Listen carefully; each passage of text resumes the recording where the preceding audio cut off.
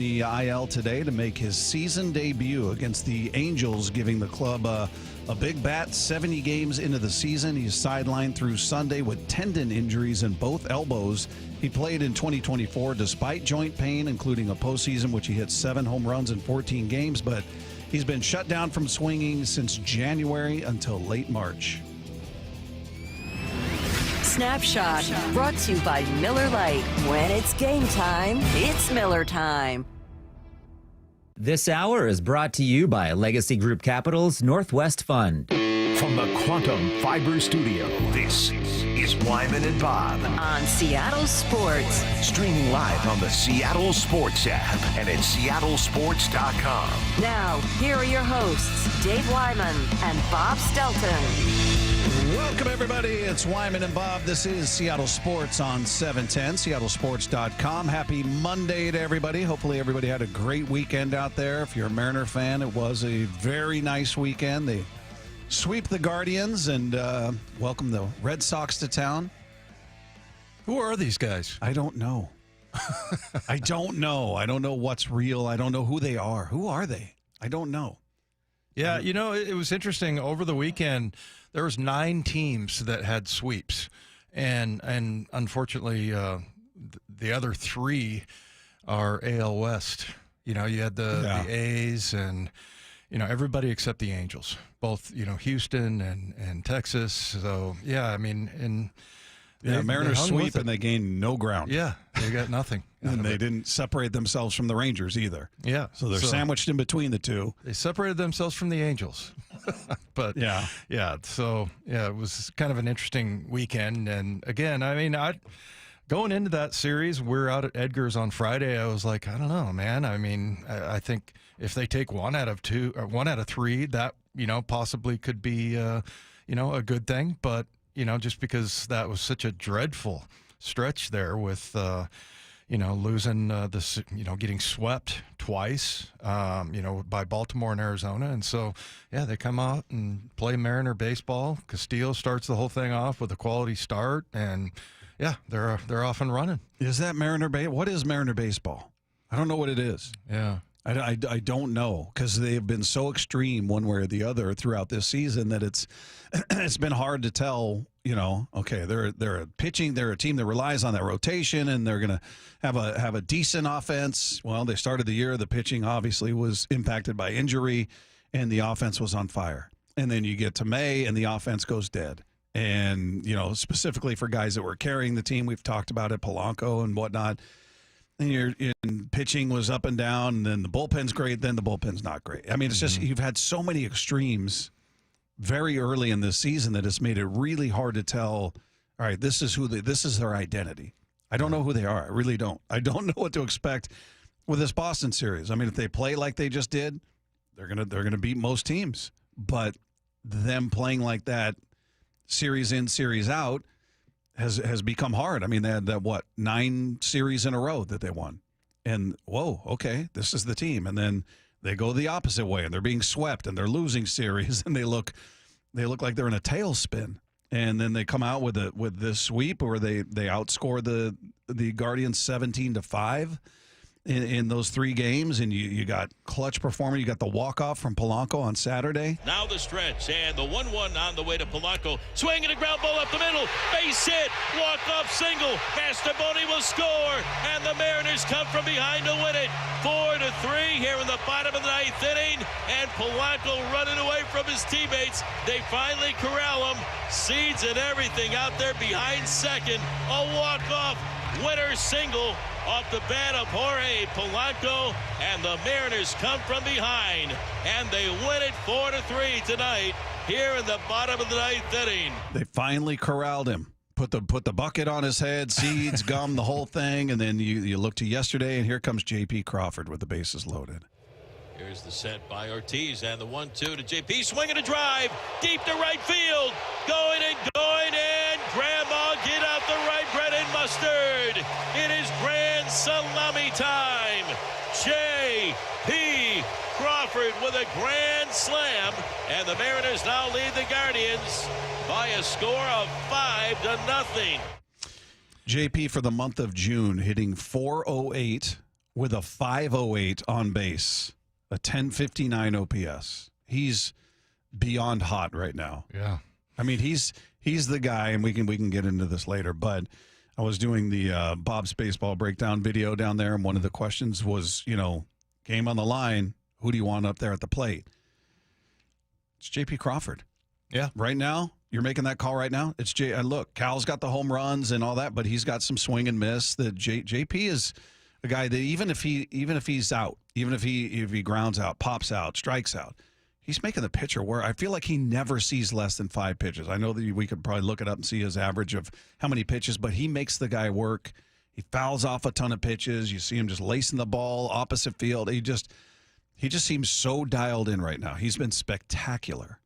But I'll tell you what, for him to have a good series like that and a good month of June just ignites the crowd. I mean, if we interviewed JP, I'd ask him, how's it feel to have everybody love you? I mean, like your teammates love you, and you could hear when he hit the grand slam, it was just like a little bit extra in the crowd. And and so if he can continue to pull off what he's doing right now. I mean, it's 13 games in the month of June that you mentioned, but he's got 4 doubles, 7 RBIs. He's walked 10 times. Well, over the last month, he's hitting 330. Yeah. So it's not just June. You can go back into May. Oh, he's hitting 330 with a 907 OPS over the last month. If you want to go just June, 408 with a 508 on base, and he's over 1,000 on the OPS. So he's he's beyond hot. And you and I were talking about all-stars and who's the obvious all-star outside of pitchers, because fans can't vote on it, and, relievers. Of the position players, there was one obvious all-star, and that was Cal. Yeah. Is JP an obvious all-star now? I mean, I know he exceeds some of the other shortstops in some categories. He's below them in some categories, but just overall, he's a guy that's got to be in consideration. Now, we'll see if he can maintain this up until voting stops, but if he keeps at this pace, how is he not? Yeah, I don't know. I mean, and it's just been such a pleasant surprise to, be able to rely on him again. A couple of years ago, he had that great season where, he exceeded his home run numbers significantly. And then, and he's always reliable in the field. And, so all of a sudden he's emerging. Polanco also now all of a sudden is peeking his head in there a little bit, gets the walk-off we just listened to. And, he hit a home run, and I mean, he's just him and Tellez every once in a while, pops in. But yeah, as far as all-stars go, I would say yes right now. But I mean, I think he needs to not keep up this pace, but something like this going into the close of the all-star voting. Yeah, it's been fun to watch him do what he's been doing, because he's gotten to the point for me as a fan, when I watch the games and he steps up to the plate, he's going to do something. It's just, you just feel it. Like, all right, yeah, he's going to work a walk. He's going to come up with a big base hit. He's going to just, at minimum, he's going to make that pitcher work. I mean, the idea of him going down on anything less than 4 or 5 pitches is an outlier at this point. So he's just a positive when he steps into the box. And Dan Wilson breaks down what, in his opinion, has been impressive about Crawford's approach at the plate this season. I mean, he has, you got to give JP the credit. He's battling up there. He's taking what the pitcher's giving him. If they pitch him away, he's able to pick up that hit or that double down the left field line. He's able to get something out front and pull it out of the ballpark. I mean, he is doing what he's got to do. And if it's not getting a hit, it's still getting on base, whether it's a walk or a really nice at-bat. So we've seen it from him all year. It's much needed, and it's great to see. And, initially we were thinking, oh, man, Robles is out. Now you got to throw JP from the 9-hole back into that leadoff spot. He's really not the guy you want there. And he's completely shut all that down. He's the guy I want there, not only in the leadoff spot, I want him there when the game's on the line. You need a base hit. That's the guy. As we're talking today, I've got more confidence in him than I do Cal, Julio, Polanco, and that's not a knock on any of those guys. It just speaks to how hot and consistent JP has been. Yeah. Yeah, and really what you're looking for is just somebody to take the pressure off of Cal, because he has just been just on fire, and you can't rely on one guy constantly. So who are going to be the other 2, 3, 4 guys that you get in there that you can count on at the plate? So yeah, it's just been super nice to see him be who he is. And then in the meantime, you got your pitching starting to come back, and got a great outing from Emerson Hancock. Remember after that dreadful start that he had? Oh my gosh. I remember we had Charlie Furbush in here, and he was talking about how he just he saw lots of good things in that outing that he had, even though it was a bad outing. And now all of a sudden he's starting to develop. So yeah, just help the starting rotation get back to where more like they were last year, and then just get another couple bats hot right now, and that's kind of what they got going. Well, and the rotation's going to get helped out. You got Logan Gilbert back. Yeah. He goes tonight against the Red Sox. So we'll see, and we'll talk more about expectations for him and everything. But Emerson Hancock, I was looking at his numbers. First of all, that was the best outing of his career. 7 innings, 2 hits, no runs, 1 walk, 4 strikeouts. He did it on 85 pitches. I mean, talk about being efficient. He was tremendous. It wasn't even close. Best start of that series. You got a quality start out of Castillo. Kirby didn't match certainly what he did in the first outing. He wasn't brutal. He limited the damage, 2 runs, but he didn't go deep. Only gave you 5 innings. The efficiency wasn't there. And then Hancock comes in, and he's dynamite. He was just electric. And you look at it, he's got 12 starts this season. In 2 of them, he got lit up. It was terrible. And he's got 2 starts that he only went combined 5 2/3 innings, gave up 13 earned runs in those starts. That's a 20.64 ERA. The other 10 starts, he's given up a total of 18 earned runs in 56 2/3 innings. That's a 2.85. He's been spectacular. He's a guy that, while he's not electric like when you see when Wu was on or what Kirby with the 14 strikeouts, and he doesn't have that stuff, but he's kind of that guy that he's going to keep you in the game. Yeah. He's not a guy that typically goes deep. You look at his game logs, he's 5 1/3, 5 2/3, couple 6 innings, but for the most part he's not getting you 7. It's just not what he's done, at least to this point. But he's in those games, it's 2 runs, it's 3 runs, it's 1 run. He's giving you a chance to win. He's always keeping them in the game. And to see him go out there and do what he did, striking out Santana, obviously a veteran hitter up there, to get through that 7th was huge. Emerson is ready. The 2-2. Did he go? Checked his swing. He did not. He is punched out. He did not check his swing. He goes, and Emerson Hancock, his 4th strikeout of the game. A brilliant day here against Cleveland. He's gone 7 innings, and he's kept Cleveland scoreless on just 2 hits. A magnificent outing for Emerson Hancock. Well, you mentioned Jose Ramirez. I mean, this has been the toughest stretch of games for him this year. I mean, he had an 11 games hit streak going into this. He got a couple of hits on Saturday, but he went 0 for 4 yesterday, 0 for 3 on Friday night, and that is a really good hitter. I mean, this guy's a 324 average and 928 OPS, and the Mariner pitching was able to contain him. Yeah, they did a nice job. Again, you didn't get the start you wanted to out of Kirby. You got a decent start out of Castillo, and you got an electric start out of Hancock, and it was good enough to get it to complete the sweep, obviously. And Hancock talked about how he's sort of just building on all of his previous starts that led him to this one. Yeah, I think it's great. I think it's good for, I guess, confidence, but at the same time, it's good to just show that we can go out there and execute. But again, it's on to the next one. It was a huge game, going into it, because you got a sweep on the line. You don't get a chance to do that very often, and I wanted to do that for our guys, and I wanted to go out there and give, everything I could. And, we were able to do that today. Guys made some great swings. We played great defense, and we got the shutout, and, it's on to the next one. Yeah, it was big. And by the way, we had a chance to catch up with him at Edgar's on Friday. Great conversation. Really, such a nice guy, Dave. He He's really a good is, dude, though. but- I mean, yeah, you go through. Everybody we have out there is just just good kids. I mean, they're easy to root for. That's for sure. But yeah, Hancock, just very easy demeanor. I felt like we were talking to Logan Gilbert like 3 years ago. Yeah. But yeah, it just if they can get that rotation, and I can't wait to see what we get out of Logan Gilbert. But Hancock has just been proof that the Mariners just do a great job of getting starting pitching and developing it, and and nobody pushed the panic button when he had that very first outing because it was bad. He didn't even last an inning, I don't think. No, but 2/3. Yeah, I mean it was.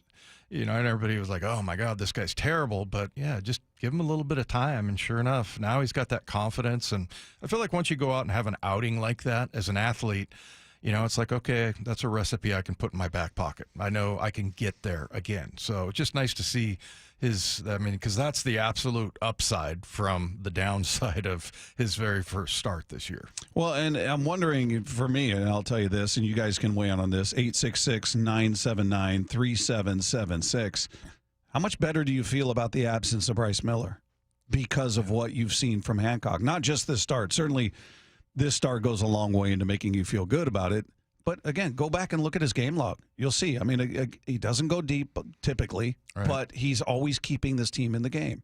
And nobody's expecting him to be your ace. He's not a one. You don't expect him to be that.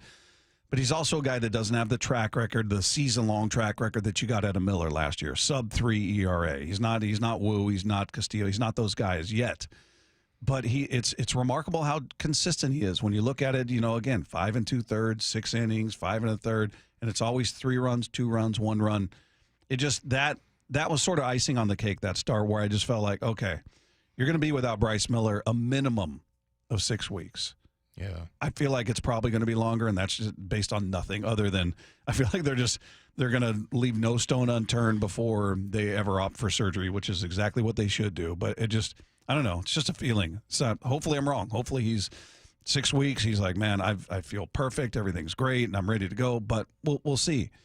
But in the meantime, I'm not looking at this as, oh, man, you got a dead spot in that rotation. Mm-hmm. You got that every 5th day. You better hope your offense comes to life, because this guy is going to put you in a position where you don't have slack, right? You can't afford an off night for the offense. He's not that. He's the opposite. He's just remarkably consistent, and he just certainly has made some of that anxiety of Miller not being in the rotation go away, for me anyway. Yeah, I mean, I guess I'm still really disappointed about Bryce Miller, just because I just remember when we got to spring training and how many people were talking about how the way he finished last season, and then just what they expected out of him going forward. So, but and then you got Logan Evans as well. A guy that you can be a reliable pitcher to come in, and when you've got injuries. So. Yeah, I mean, shoot, he had that game against Washington, Logan Evans, 8 innings, and he gave up 1 earned run, which was a home run. Yeah, I mean, he's been fantastic as well. So just, I don't know, it just seems like they have really been able to sort of skate by some of these injuries in their rotation just by performances from guys like that.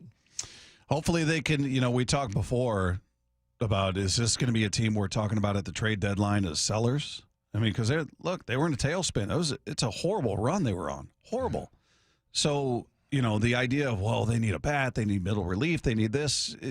At that point, it felt like, well, let's slow down, because we may be having a completely different conversation. And we'll see what happens. As we talked about, you just swept the Guardians. It didn't move the needle, because unfortunately, the Texas teams are hot. Yeah. The Astros, I believe, won 7 of 10.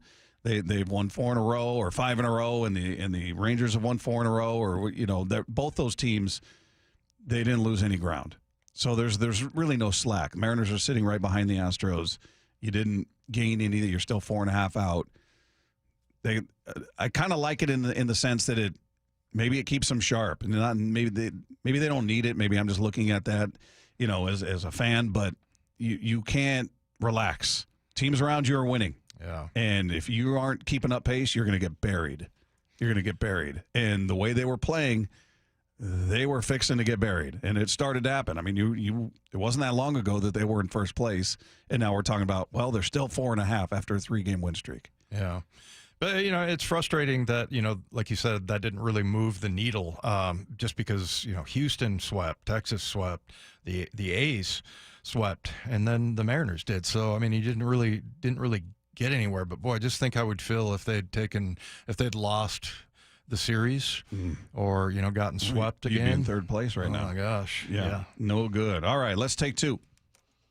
Yeah, some great news for the Mariners tonight. Logan Gilbert gets the start for the first time since the end of April. And Dan Wilson, when announcing the news yesterday, said they hope to get him up over that 80 pitch mark. We're looking kind of for a pitch range for Gilbert. So he'll be on a 6-day routine. That makes sense with the off day coming up. That's how he pitched during those 3 rehab starts in Tacoma.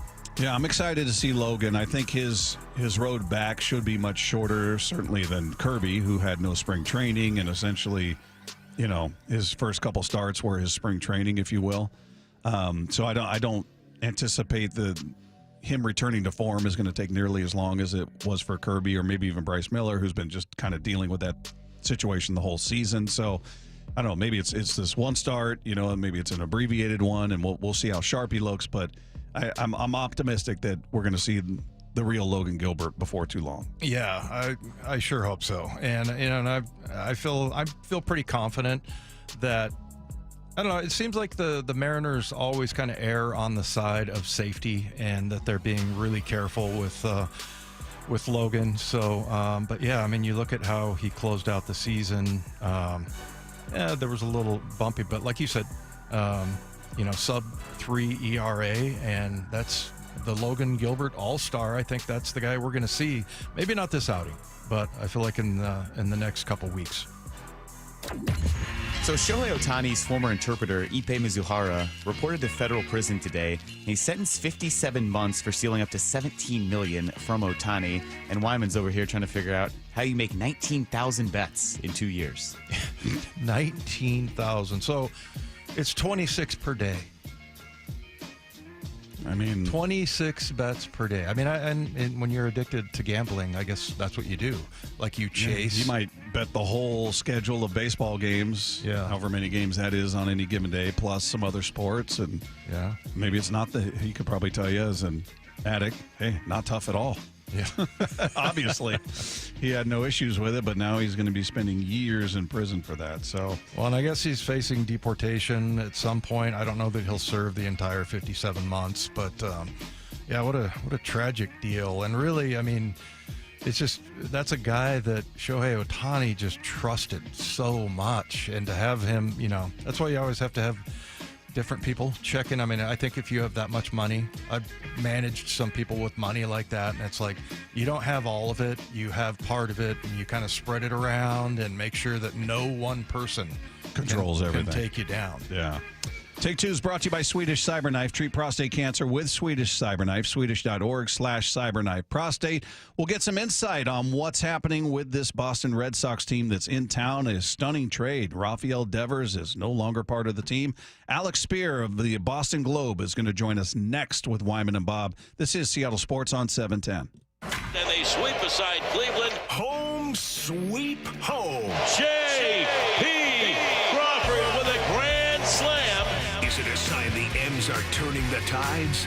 Don't give up, man. We fight. We fight till the last out. Find out tonight in the first of 3 against the Red Sox. Wyman and Bob take you up to Mariners pregame at 5:30. First pitch at 6:40 on the home of the Mariners. Seattle Sports on 710 and the Seattle Sports app. Summer is here, and now's the time to break through those weight loss frustrations. Hey, it's Dr. Coogan with Eastside Weight Loss Clinic, and we have a proven system that can help you lose weight and get healthy. No drugs, no side effects, no calorie counting, no exercise. Just teaching you the simple steps to become a fat-burning machine and keep it off long term. Remove the stress of trying to do this on your own and picture being down 20 to 30 pounds in just 60 days with our help. At Eastside Weight Loss Clinic, we know the secret for fast and lasting weight loss using real healthy foods and lifestyle changes. Schedule your free consultation online at eastsideweightlossclinic.com. Yeah, look your best this summer. Even with a busy schedule and vacation, the Eastside Weight Loss Clinic plan isn't going to cause much disruption.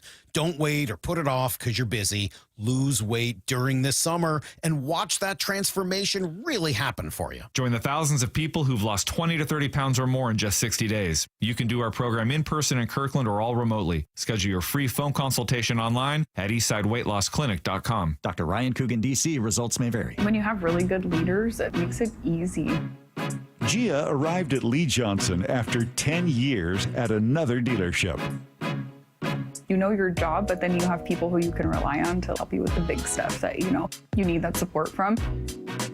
And I've gotten that every day with my service manager, with our assistant service manager, with even like our GM and our GSM. The way that, we're now on the showroom together, we are so close-knit just as a department. My service manager here, he's always open to teach you whatever you want to know. He just wants everybody to do good around him, and if somebody wants to learn something, I'm here to do it. And I've never had a service manager like that before. They're really good at promoting from within. That's one thing that I've learned from working here. Is I see people start out as a lot porter, and people work their way all the way up to being a general manager. The LJ way is the Lee Johnson Auto family. This summer, make sure your roof is ready for the season ahead with a company you can trust, like 3 Tree Roofing. We're not just your roofers, we're your neighbors, and we're here to help you protect your home this season. Visit 3treeroofing.com to schedule your free on-site estimate and get your roof replaced before the summer rush and potential material price increases. Our certified technicians make your roof replacement easy and worry-free, so you can focus on the important things this summer. Visit 3treeroofing.com to schedule your free, no-pressure estimate. 3 Tree Roofing, your Puget Sound roofing experts. Church's Chicken is bringing even more flavor to the neighborhood with our Bremerton location, and we can't wait to share what we've been cooking up. So stop by and try our bold, juicy, flavor-to-the-bone fried chicken with all our only at Church's Fixins. Yeah, your newest fave is waiting with unbeatable deals and unmistakable crunch right here at the Church's Chicken in Bremerton on 4000 Wheaton Way. That's right. Come on down. Friends, family, and neighbors welcomed at 4000 Wheaton Way in Bremerton. See you soon. Church's. It's the Graz here for my friends at Premier Golf. Take advantage of early sunrise and late sunset at the 11 different Premier courses today. From Bellingham, Everett, and Marysville to Linwood, Bellevue, and Seattle, even out on the coast, they've got a course near you. Play Inner Bay or Jackson, Bill Wright or West Seattle, Bellevue, Legion Memorial, Walter Hall, Linwood, Cedar Crest, Lake Patton, and even Ocean Shores. Courses are in great shape and ready for your next round. Visit PremierGolfCenters.com, that's PremierGolfCenters.com, and book your tee time today. The home of the Mariners. Left off to center. It is on its way. Julio, 2-run home run. Hear every pitch on 710 and the Seattle Sports app. You know what's faster than your paycheck? Literally everything. It's time to get your pay up to speed. With Earnin, you can access your pay as you work instead of waiting days and weeks for a paycheck. Get up to $150 a day with a max of $750 between paydays. No interest, no credit checks, and no mandatory fees. Because, hey, it's your money. Download the Earnin app now to get it and join millions of people making any day payday. That's EARNIN. Earnin is not a bank. Access limits are based on your earnings and risk factors available in select states. Expedited transfer is available for a fee. Terms and restrictions apply. Visit Earnin.com for full details. You're free now. Free to stream beyond your wildest dreams. Rom-coms, slasher-coms, space operas. Free to fill your feed with impossibly chonky chonkers. Cats, corgis, babies on demand. Free to make your smart devices do silly things. Bowl of chips on the Robo-Vacuum. Free to open a world of remote work and Gametopia. Who's the boss now? Free to be everything you imagine. That's how it feels to have Quantum Fiber Internet. Your world unleashed. Learn more at quantumfiber.com. Limited availability, service in select locations only. This is the story of the one. As a lineman, he does whatever it takes to keep the power on in his community. And he wants a partner like Grainger who does the same. Grainger offers the professional-grade products he needs, from voltage detectors to harnesses to hard hats, plus fast, dependable delivery, so he can rise to every challenge. Call 1-800-GRAINGER, click Grainger.com, or just stop by. Grainger, for the ones who get it done. Get in the zone, AutoZone. Jane has 150,000 miles on her truck, and she's proud of that. Jane's secret? AutoZone, where friendly AutoZoners help her find the right parts. Jane's brother Josh only cares that his car starts and goes, but when it doesn't, he also goes to AutoZone, where friendly AutoZoners help with free services. No hassles, just help. Everything you need, nothing you don't. Get in the zone, AutoZone. Restrictions apply. This hour is brought to you by Legacy Group Capital's Northwest Fund. Wyman and Bob. From the Quantum Fiber Studio. Weekdays 2 to 7. On Seattle Sports and 97.3 FM HD2. Mariners coming off that sweep of the Cleveland Guardians, hoping to keep it going, but they got a red-hot Boston Red Sox team coming to town. And joining us now on the Emerald Queen Casino Sportsbook Hotline is a man who covers the team for the Boston Globe, Red Sox beat writer Alex Speier is with us. Alex, how are you, sir? I'm just dandy. Been an interesting 24 hours or so, but great. How are you guys? We're doing good. We're doing good. It's what a situation there in Boston. I mean, you got a team that's won 8 of 10, 5 in a row. So in turn, they trade away one of their more productive bats in Rafael Devers. We talked about this a bit from the outside and his sort of refusal to play first or do anything outside of DH, and he was pretty blunt about, no, they need to go do their job. Go find a first baseman. Go find a third baseman. And from the outside, I'm going, man, that doesn't feel like that's going to last long. They just didn't feel like a good teammate and all of that. But were you surprised that this move happened, or was that writing on the wall when those kind of comments were coming out? Well, I think that as soon when those comments were made, it was clear that there had been a rupture in the relationship between Devers and the front office, and particularly Craig Breslow, when he was kind of saying, I don't know what he has against me. He was a former player. He should know that these are difficult things that he's asking of me.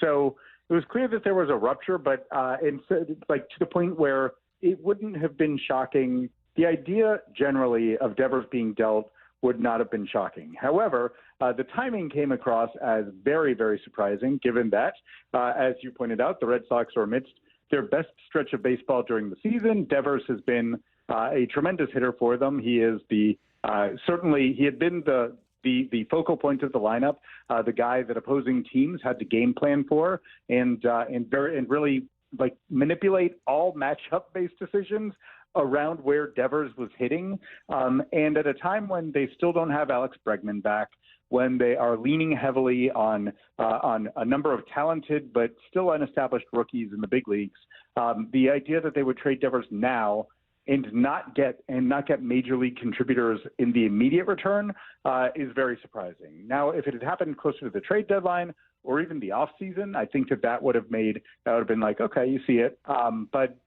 this is, yeah, I think that this one was, it seemed like they had kind of worked through things to have a working relationship, a working understanding, and instead, here's the trade.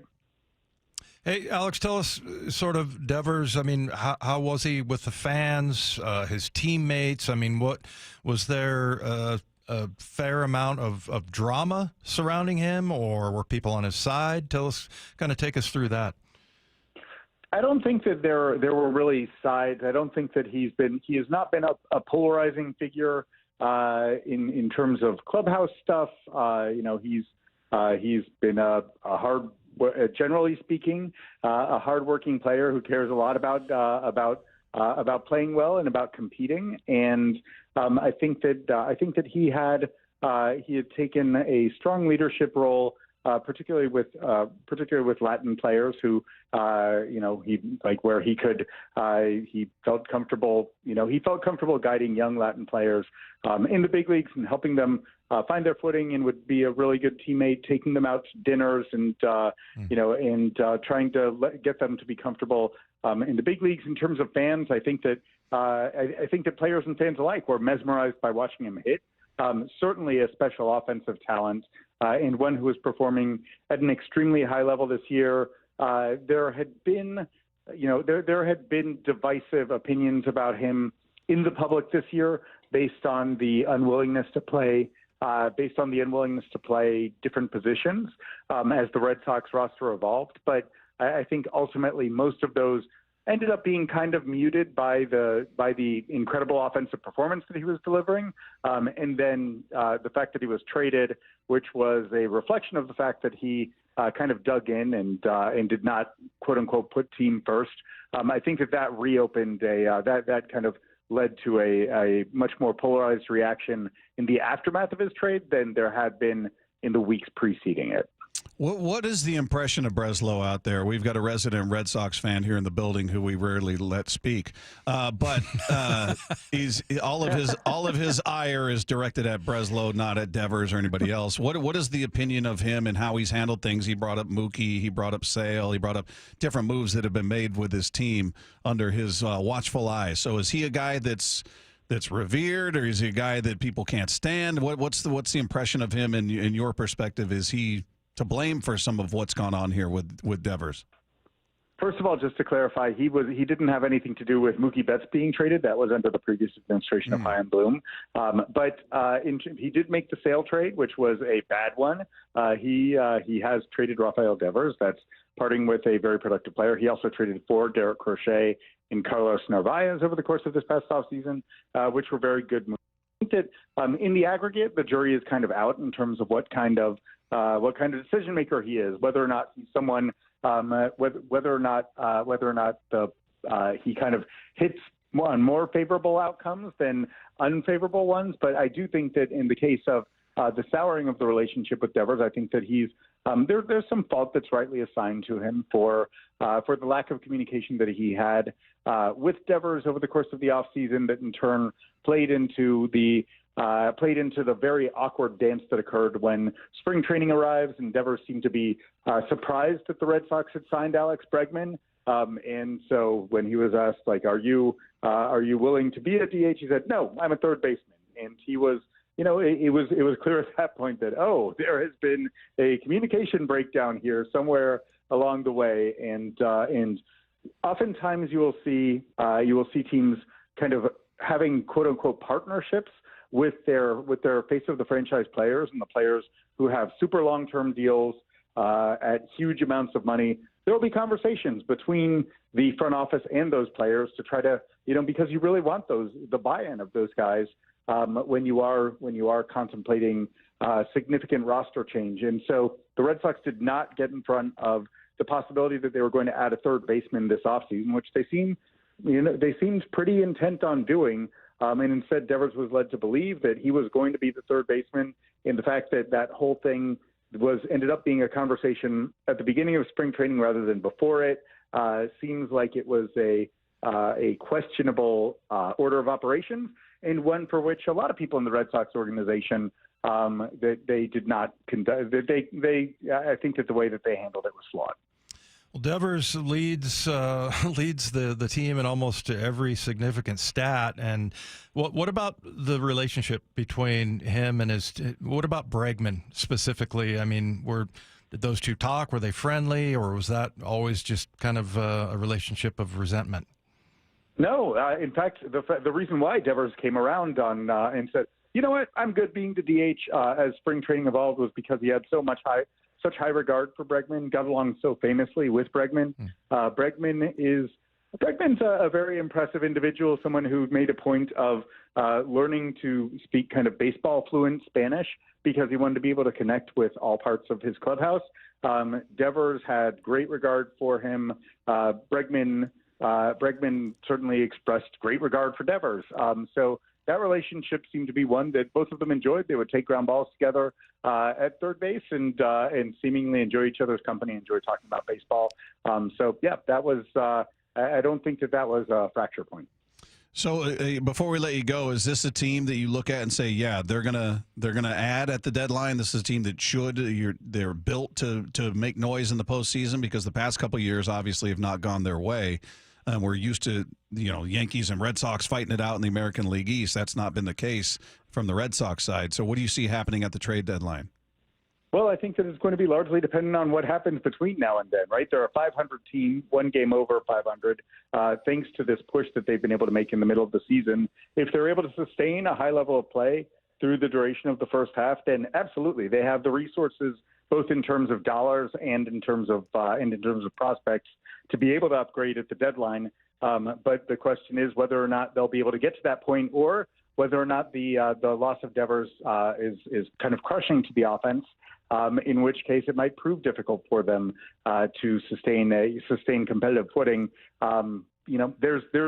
This is a very fascinating bet on the part of the Red Sox. They really want to win, but I think the standings, their standings will dictate whether or not they're in a position to really push further in on 2025, or whether or not they'll kind of retreat and then redouble their efforts for 2026.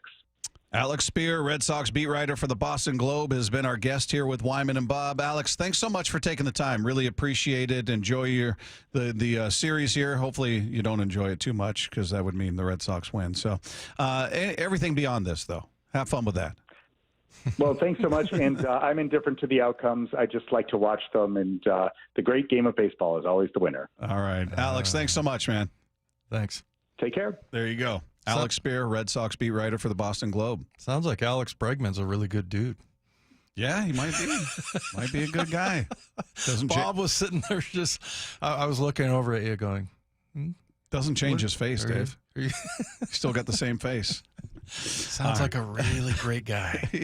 Guy's a hell of a player. I mean, there's no debating that. That's what makes it so annoying. He's really good. The more you look at Devers and his numbers, and like he, if you go pull up the ESPN page, I mean, pretty much every significant stat, he's leading the team. Yeah. I mean, and DH suits him well, apparently.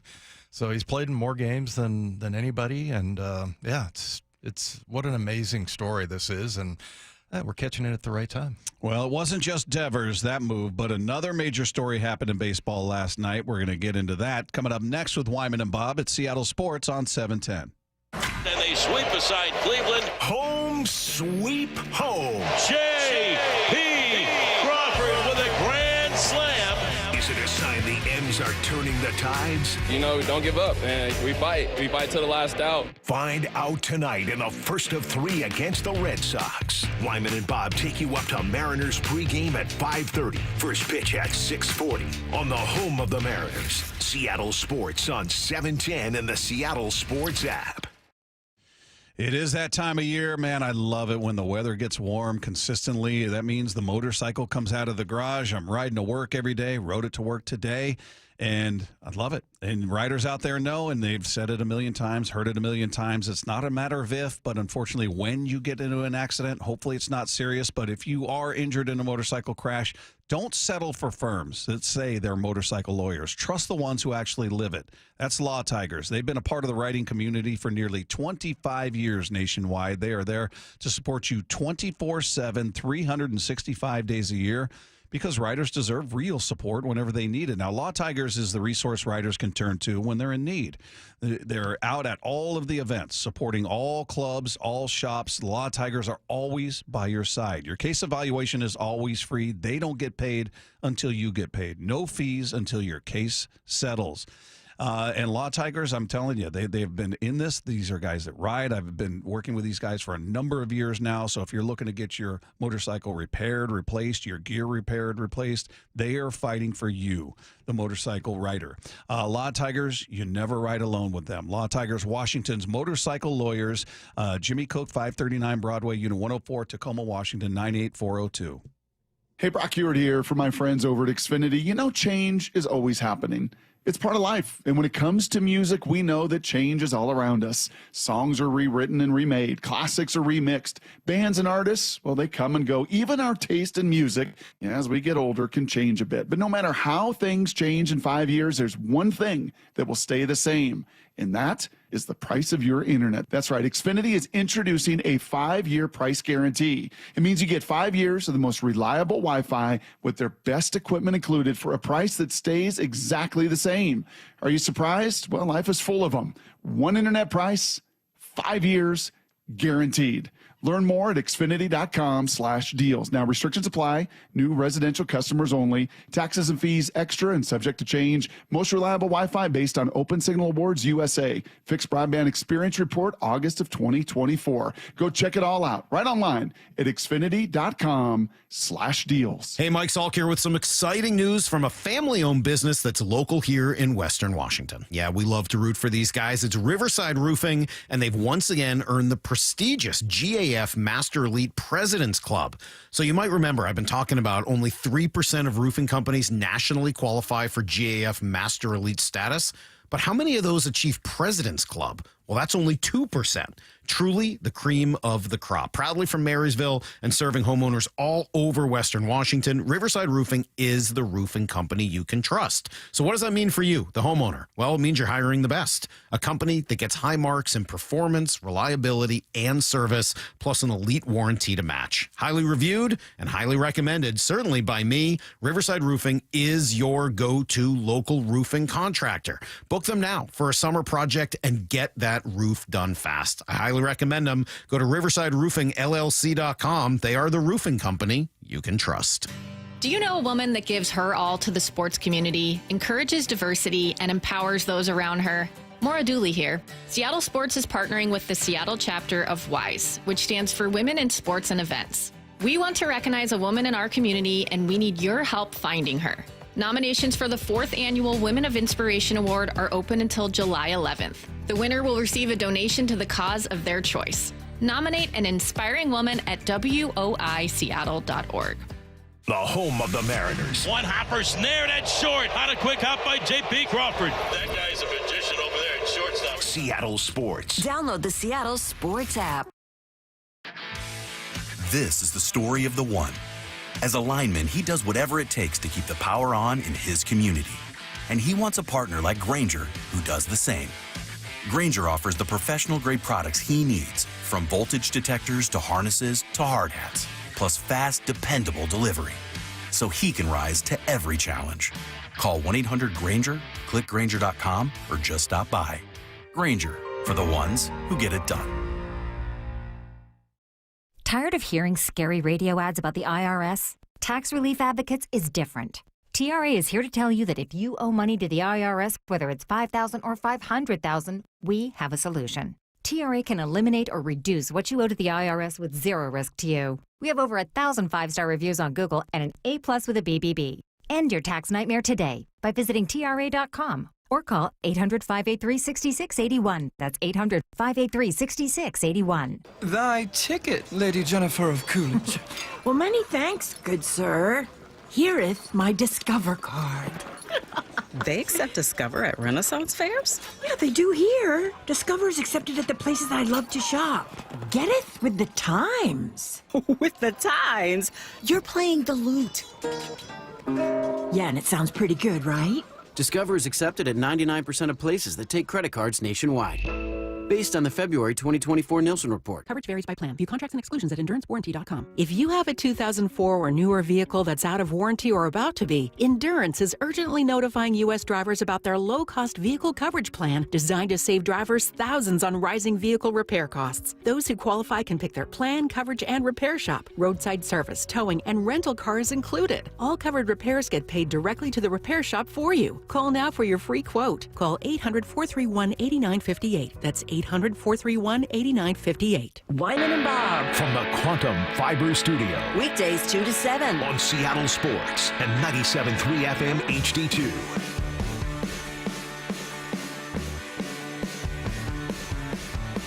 Our thanks once again to Alex Speier, Red Sox beat writer for the Boston Globe, who joined us in the previous segment. In case you guys just tuned in and missed that conversation, some really good stuff on the big Rafael Devers trade and how he was perceived with the team and the clubhouse, all of that good stuff. But Devers not the only thing that happened in baseball. By the way, just I want to get a quick thought from Jeff Passan. He was on ESPN Radio last night, and just getting his first blush reaction to that move, because it was a big move. People were like, "Oh my goodness," they couldn't believe it happened, and that whole thing takes place. Here's what Jeff Passan said about it. It instantaneously makes their offense better. And look, they've got a third baseman in Matt Chapman, and he's going to be out for about a month now. So Rafael Devers theoretically could fill in there at third base. But I think long term, it's a question of, is he going to be a designated hitter, or is he going to be the first baseman there? And in Boston, he had said, I don't want to play first base. And I think some of that came down to the fact that he felt like the Red Sox mistreated him, didn't communicate with him very well when they signed Alex Bregman, and Devers was being moved off of the only position that he had known. So while he's not going to be a third baseman, the Giants didn't acquire him to play third base. They acquired him to hit home runs and drive in runs and be a force in the middle of a lineup that just doesn't have much. Yeah, he leads the entire league, #1 in games. And then also as far as walks go, 56 walks. He's got a 272 average. So it seems like the DH suits him well. I mean, he's playing well. I mean, you know, a lot of times you see a guy who wants to play in the field and get into the groove and all that. And seems like he's doing okay without playing third base. So, yeah, just very interesting move. And by everybody's account, just shocking. Yeah. What if he goes to San Francisco and he's like, I'll play wherever you guys want me to. Yeah. you want me to play first? I'll play first. You need a third base? Third? Just DH? I'm fine. Like he's just the you know, the nice kid, quiet kid, just whatever they want. He's flexible.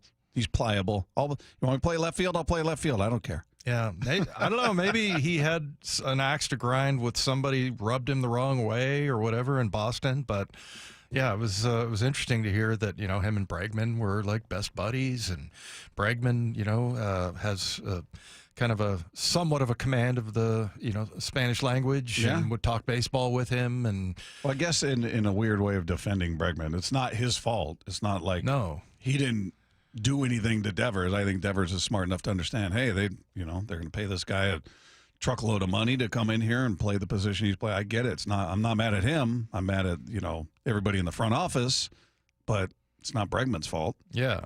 Well, I mean, it feels weird. Yeah. I'm dirty. Knew that would get you. Ugh. Yeah, it was interesting. Mike and I were looking at the because, you know, a lot of times there'll be a trade and it's like, okay, go across the street here and go over into their clubhouse and take all your stuff like with you. Graveman and Toro. Yeah. But yeah, it was kind of weird. Mike and I were looking at this video of, like, I think he was on the plane. And then he was on the charter. They pulled him off the charter, sent him back to Fenway to get his car. So he goes back in an Uber, gets to Fenway, gets his car, I guess, goes in and gets all of his stuff out of his locker. Or maybe they just have him ship it, probably. That's what happened with me, I think. That, yeah, they just shipped everything, boxed everything up that was in my locker. And you know, they said, don't bother coming back on the premises. We'll send it to you. That's right. You're done. Yep. So, yeah, I mean, just, you know, for a guy that leads almost every category, like I said, offensively, it's a huge pickup for the Giants. Yeah. They play them on Friday, so they could have just waited and been like, all right, yeah, go to the other clubhouse. But they had to get rid of him at that moment. And we'll see about the return. I mean, when you got young guys, prospects in the minors, who knows what they're going to be. Maybe they'll be superstars, but they got one guy who's kind of vacillating between being a starter and a reliever, and then another young pitcher who's 23 years old who's been okay. I mean, to me, it was more about them dumping the salary. I don't know that they got equal return. I don't know. Do you feel like that, Ian, as a Red Sox fan? Do you like the return? No. Ian is mad. Hold on. Tell this story. I cannot believe this. Is this the level of pettiness that really just happened? Raffy loves the ice cream machine that we have at T-Bumble Park. It is renowned as one of the better ice cream machines in all of baseball. Where, in the clubhouse? I guess. So they traded him so he'd miss this trip in the ice cream machine? Come on. The you return think is that awful. was part of their motivation? No, I don't think so. The return. Can you imagine? Is horrendous. Oh my goodness. Red Sox Nation's not happy with the return? No. It's a pitcher who's already been optioned. Two minor league pitchers. He's 23, though. He's a young guy, but sure. Whatever. It's just not major league production. Right. And then it's another left-handed outfield prospect. We already have a logjam in the outfield with Roman Anthony coming up. You think you're just going to solve that by putting Willie Abreu in the DH spot? Like, so they're just dumping salary and getting rid of a guy that was a problem. 100%. Yeah, well, and they didn't want him to have the ice cream that apparently is. I didn't know anything about the reputation of the ice cream in the clubhouse there. I wonder if it's the same one that we get. I was going to say, the press box ice cream's that good. I get, and I put Dr. Pepper on it. It's not that. I've had it before. It's fine. It's not like otherworldly. Delicious, Bob. It is delicious. Lefko, is that like the greatest ice cream you've ever had in that press box? In my very small sample size of press box ice cream. What do you mean? Yeah, you said you've been to 19 ballparks. Not press boxes. Oh. But yeah. Okay. I did not know, though, that was so revered around baseball. I love that they're that petty that they said, we're gonna trade him before he gets to that ice cream in Seattle. Yeah. Well, and like to your point, like remember in Billy Bean and Moneyball, he's like, when you get the answer you want, hang up. Yep. So they must have that's what they got the right answer. Got It doesn't somebody to matter take- when it was. Take his attitude and his contract, and he's your problem now. All right, coming up, talking to him on Friday just wasn't enough. So we're going to get another dose of our buddy Ryan Rowland-Smith. He's going to join us next with Wyman and Bob. This is Seattle Sports on 710. And they sweep aside Cleveland. Home sweep home. J.P. Crawford with a grand slam. Is it a sign the M's are turning the tides? You know, don't give up, man. We bite to the last out. Find out tonight in the first of 3 against the Red Sox. Wyman and Bob take you up to Mariners pregame at 5:30. First pitch at 6:40 on the home of the Mariners. Seattle Sports on 710 and the Seattle Sports app. Hey, Brock Hewitt here for my friends at PCF Group, or People Come First Construction Group, and that's exactly what they did when we made the call a couple years ago. We wanted to redo our outdoor space, wanted to add a deck, an outdoor living, a television, and a kitchen, and PCF Group, wow, they more than delivered. And if you're interested in building a stunning outdoor area like we did, I cannot recommend them enough. Reach out before the good weather arrives, and their schedule, well, it's going to fill up. So whether you're looking for a complete outdoor living space or a very specific project like an underdeck ceiling, deck, patio cover, railings, PCF has you covered. Design now and pay later. In fact, get 12 months, no interest and no payments, and up to $6,000 off and a $1,000 Amazon gift card. Request a complimentary design and estimate consultation at 425-629-8476 or project ideas. Explore photos at pcfgroup.com. That's 425-629-8476. From whiplash to herniated discs, there are a few car accident injuries we've all heard of. J.P. Pendergast with Pendergast Law explains that even the most common injuries differ from one another. Pre-existing conditions, health history, beginning of treatment. There are hundreds of factors that make every person and every injury unique. While these variables aid medical treatment, the strongest case recoveries must also take them into account. Could you explain a little bit more? Our team at Pendergast Law is obsessed with turning over every stone to differentiate each case. This requires thorough investigation, diligent listening, and relentless research. We never pursue cases with a one-size-fits-all approach. We built our success by treating every injury and every case with the individualized attention our clients need and deserve. Pendergast Law's individualized approach to even the most common injuries makes the difference in case outcomes. It's another reason why I can't recommend them enough. If you or a loved one has been injured in a car accident, call Pendergast Law. We can help. The team at Mazda of Everett is always working hard to make your experience with their team exceptional. Mazda of Everett has over 700 new Mazdas in stock, tariff-free. It's the perfect time to buy a new Mazda. Visit our friends at Mazda of Everett on Highway 99 in Everett or shop online at MazdaofEverett.com. Click the Mazda of Everett price where pre-tariff pricing still applies. Shop their tariff-free selection at Mazda of Everett. It's the Garage here for my friends at Premier Golf. Take advantage of early sunrise and late sunset at the 11 different Premier courses today. From Bellingham, Everett, and Marysville to Linwood, Bellevue, and Seattle, even out on the coast, they've got a course near you. Play Inner Bay or Jackson, Bill Wright or West Seattle, Bellevue, Legion Memorial, Walter Hall, Linwood, Cedar Crest, Lake Patton, and even Ocean Shores. Courses are in great shape and ready for your next round. Visit PremierGolfCenters.com, that's PremierGolfCenters.com, and book your tee time today. Ready to order? Yes. We're earning unlimited 3% cash back on dining and entertainment with the Capital One Saver Card, so let's just get one of everything. Everything? Fire everything. The Capital One Saver Card is at table 27, and they're earning unlimited 3% cash back. Yes, Chef! This is so nice. Had a feeling you'd want 3% cash back on dessert. Ooh, tiramisu. Earn unlimited 3% cash back on dining and entertainment with the Capital One Saver Card. Capital One, what's in your wallet? Terms apply. See CapitalOne.com for details. This is the story of the one. As a safety manager at a manufacturing plant, he does everything he can to keep his coworkers safe. From finding ways to reduce risks to keeping safety supplies in stock. And for that, he relies on Grainger. Grainger offers a broad range of quality products and next-day delivery, so he can always play it safe. Call 1-800-GRAINGER, click Grainger.com, or just stop by. Grainger, for the ones who get it done. Saving for retirement was tough enough for us. Yes, and navigating markets can be challenging at times. I understand. That's why at Fisher Investments, we take a disciplined approach with your investments. Tell us more about that. We take an active approach to money management, positioning your portfolio for opportunities we see ahead. So all your clients get the same portfolio? No, we tailor your portfolio to your individual goals and needs. What about communication? We don't like being left in the dark. We check in regularly to keep you informed on the markets and your portfolio. Which means you'll help us stay on track. Yes, our goal is your comfortable retirement.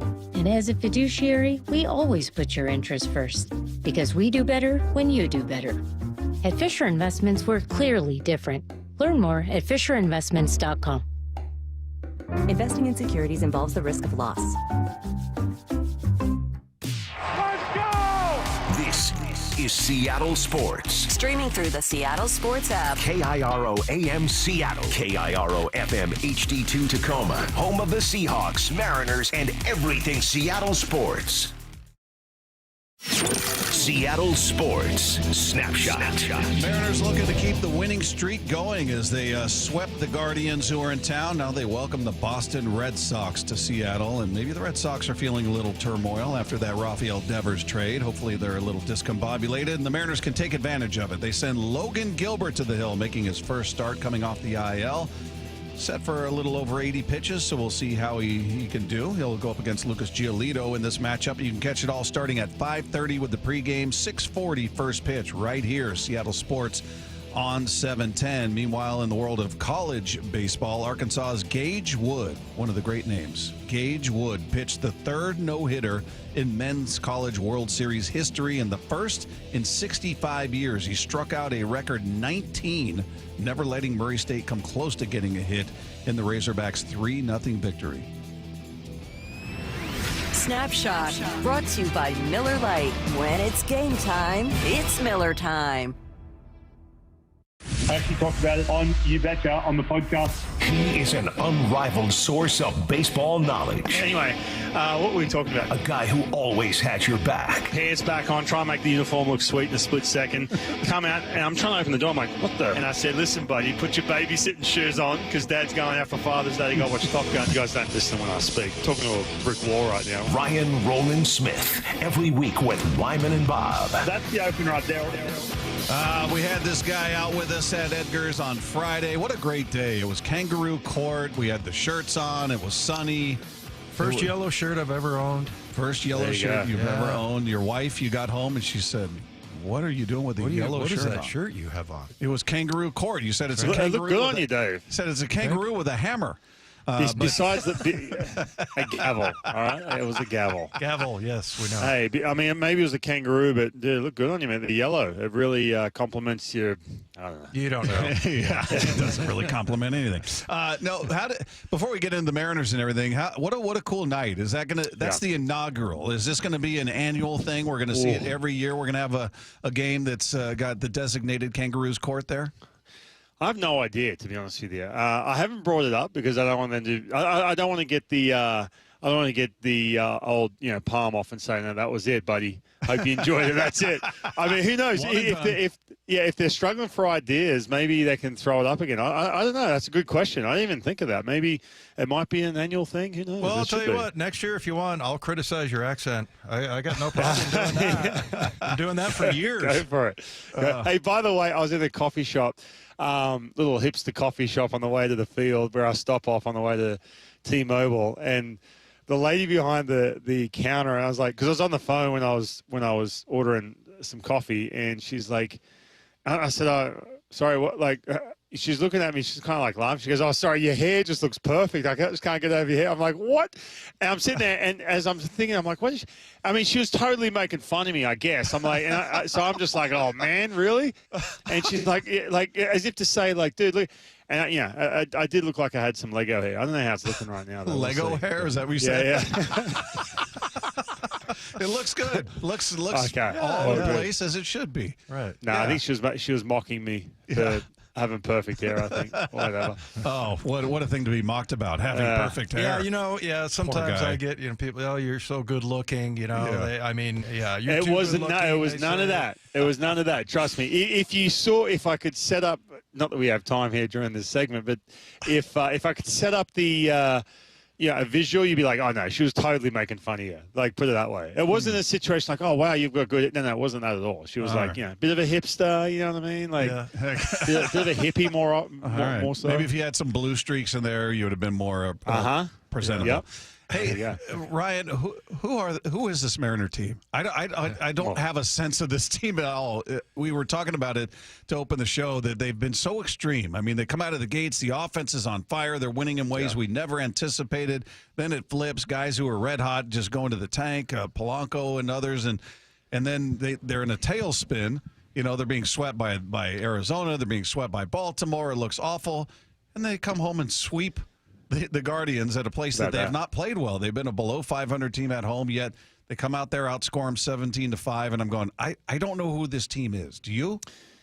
Man, no, I don't, to be honest with you. Because, okay, you bring up that sweep, and I spoke to you guys about this on Friday. Matter of fact, as soon as I went back upstairs, I had to have a good, solid look because I'm looking, going, man, offensively, there's some, really good producers here. Like, some guys are really doing some good stuff outside of, the home run ball, right? Because I spoke to you guys about this on Friday. The team was scoring 49% of their runs via the home run. And you hear that, wow, what a powerful team. Well, you have to actually hit home runs, too. Besides, if you could hit two and you only score one run. So I was looking at that going, hold on a minute. And then I'm looking up and down, and I'm like, man, yeah, there's some guy. Julio was doing good things. Polanco, matter of fact, on that road trip was actually doing pretty good things. Lots of singles, still hitting the ball on the ground. But you're looking at some Dom Canzone's looks completely different. And then I had a closer look, and it was like, hold on a minute. Okay, I get it. 5 for 41 with runners in scoring position in that series against the D-backs. And then all of a sudden they roll into these last couple of games, and they completely flipped the script on that. When it counted, they got after it, and that was huge. And not to mention, too, offensively, this is a team that we talked about this in the month of April.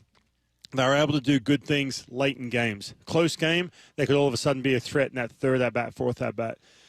They just weren't doing that for a long time. And you're facing a team like the Cleveland Guardians with I'm not going to say one of the best bullpens as of now, but you're facing a Cade Smith, a Class A, Heron, some guys who have put up some really good numbers. They don't have the same depth than what the Guardians, in regards to the bullpen they had last year. They're missing some of that depth. But they had some situations, man, where they got it done when it counted with runners in scoring position and whatever else. So that was huge. And then yesterday, man, look, JP, I mean, I'm putting him up there, by the way. I was going to go down a rabbit hole during the game yesterday with Aaron, but I was like, maybe I'll save this for a few days. But when you look at him up against other shortstops in the American League, man, he's like, I'm throwing a Bobby Witt Jr., a Pena, Jacob Wilson, who's having a crazy year, hitting, 360-something? Yeah. I'm trying to think, Zach Neto. When you're looking at all-star votes, I know it's up to fans and whatnot, but man, JP's having that kind of year. Like, he's up there in the top 5 in some of these categories. So, there's enough offense. Again, I keep saying this, Logan Gilbert coming back tonight, massive. And Emerson Hancock was brilliant yesterday. So I still think, man, you get some stability with that starting pitching. The offense will come and go. Hey, Ryan, were there guys and for you too, when you come back off of injury, it takes you a while to get going, or there are some guys that are kind of fast starters, and just sort of what the quality is there, being able to come back from, and I never expect too much, especially for starting pitchers, but but did you ever experience that where there were just certain guys that just were able to just pop right back in and be who they are? I mean, I'm not expecting that from Logan, but maybe he has that quality. I don't know. And I haven't, until you just brought that up. Now I've got to sort of dive into more of what to expect, right? Because remember, use a couple examples. All right, so Matt Brash comes off, long-term, coming back from surgery. And he looked good right away. He did. I mean, the velocity was down half a mile. Now it's back to what it is. And that breaking ball is nasty. I was maybe anticipating a little bit longer. Maybe he just didn't have that command of that breaking ball. He, hit the ground running, good to go. And then you have George Kirby. The first couple outings, you could notice, especially shoulder injuries, a little bit different. He didn't quite have that last 20%, empty the tank, deeper into the pitch count. Now, I know it's going to be limited, obviously, because he's coming back, but there was some things missing, and you're starting to see him get over those humps. Bryce Miller is a guy who when he hit the IL, in the first place, he came back pretty quickly. There's some other things going on, I think, besides the physical side. I think there's a lot of the mental side. We talked about that on Friday. So I think everyone's very different. But I think with Logan Gilbert, and as I'm thinking about this, remember, he went on the IL. This is the end of April. He went on the IL because all of a sudden he'd throw a split. That's his money pitch. Especially when he around that time, his slider wasn't as consistent. And he was throwing that split in the bullpen. He's like, you know what? No, this does not feel good. I'm just going to put this pitch in my back pocket. So when you're coming back in a situation like that, and it's not as quick as Bryce Miller, but it is pretty quick. He's not coming off a major surgery. So there is some of that lingering effect of when you hit the IL. I just don't want a situation. We'll see it early tonight. Something to pay attention to if you're going to watch the game tonight is to see how that split goes right out of the gates. Is it a pitch where he's finishing through that pitch? Is it kind of floating in the zone? It doesn't have that good late movement, late life, because what that tells me is he's kind of pulling the reins back a little bit on that pitch. And that, to me, when you ask me if guys come right out of the gates and they're ready to roll, man, you have to have all those pitches when the game's at this speed. So that's something to look for early on. I think he's had some time to take a breather and just have a little correction with that slider of his, and obviously velocity tells you a lot too. So it'll be interesting. I think the thing to look out for tonight, again, if anyone listening who's going to watch the game really wants to pay attention, watch that split and see how that acts. Does it just kind of tumble in the strike zone, or does he have that good finish to it? Yeah. Ryan, we talked to Emerson Hancock out there Friday. He goes out and deals. I mean, and I'm sure it's connected to our conversation, but best start of his career. Well, hang on, I'm going to ask you something because and that's why I'm chuckling. I swear I saw Lefko bugging him on a Saturday. No. So, okay, no, that's right. Mike, you walked into the locker room, Lefko. Is Lefko there? Yeah, what's he doing? Is he playing pickleball? I'm practicing my pickleball shot. No, because I was watching him. I was watching Lefko. I'm like, okay, how's he go about this? Because, dude, sometimes it can be tough when you want to bug players. I have to do it for my show all the time. And he did a great job. Lefko was in his face, and Emerson Hancock didn't have a choice. He bullied him into it. Great job. Okay. No, and he's such a good dude. I apologize. I believe. No, you were good, man. I was watching. I was like, how's Lefko go about this? Because Lefko and I were chatting away in the locker room, and boom, and he got his guy. So anyway, sorry. What were you talking about, Emerson Hancock? I'm sorry. He was phenomenal, to say the least. I mean, best start of his career, best start of the season. 7 innings, just 2 hits, and he goes 85 pitches to get it done. I mean, he was outstanding. And you look at it, he's got 2 starts this year where he blew up, or he got it handed to him. And in combined in those 2 starts, 5 2/3, 13 runs given up. In his other 10 starts combined, he's given up 18 runs. I mean, you look at his ERA in the month of June, 3 starts, 1.53. So he's not a guy who typically goes deep. That was a bit of an anomaly going through 7. But is he a guy you look at and say, all right, well, maybe we haven't given him enough praise, or we're underselling him, that he can be a dominant pitcher? I've always looked at him as a guy that's solid, that he's going to keep you in the game. He's going to give you 5, maybe 6 innings and give you 3 runs or less almost every time he goes out there. Am I underselling him? No, not at all. Now, I'm going to knock on wood here, because before his first start of the year, I remember it was like, Emerson's going to have an amazing year, and then he went off and one of those starts you're talking about. So I don't want to jinx him, because I love Emerson Hancock, such a good dude. So yesterday was the version of the sinker changeup combination to get weak contact against the Cleveland Guardians, against all those lefties. And that's kind of like, him as advertised coming into this year. And it was a question of, okay, with 2 strikes, how do you get that swing and miss?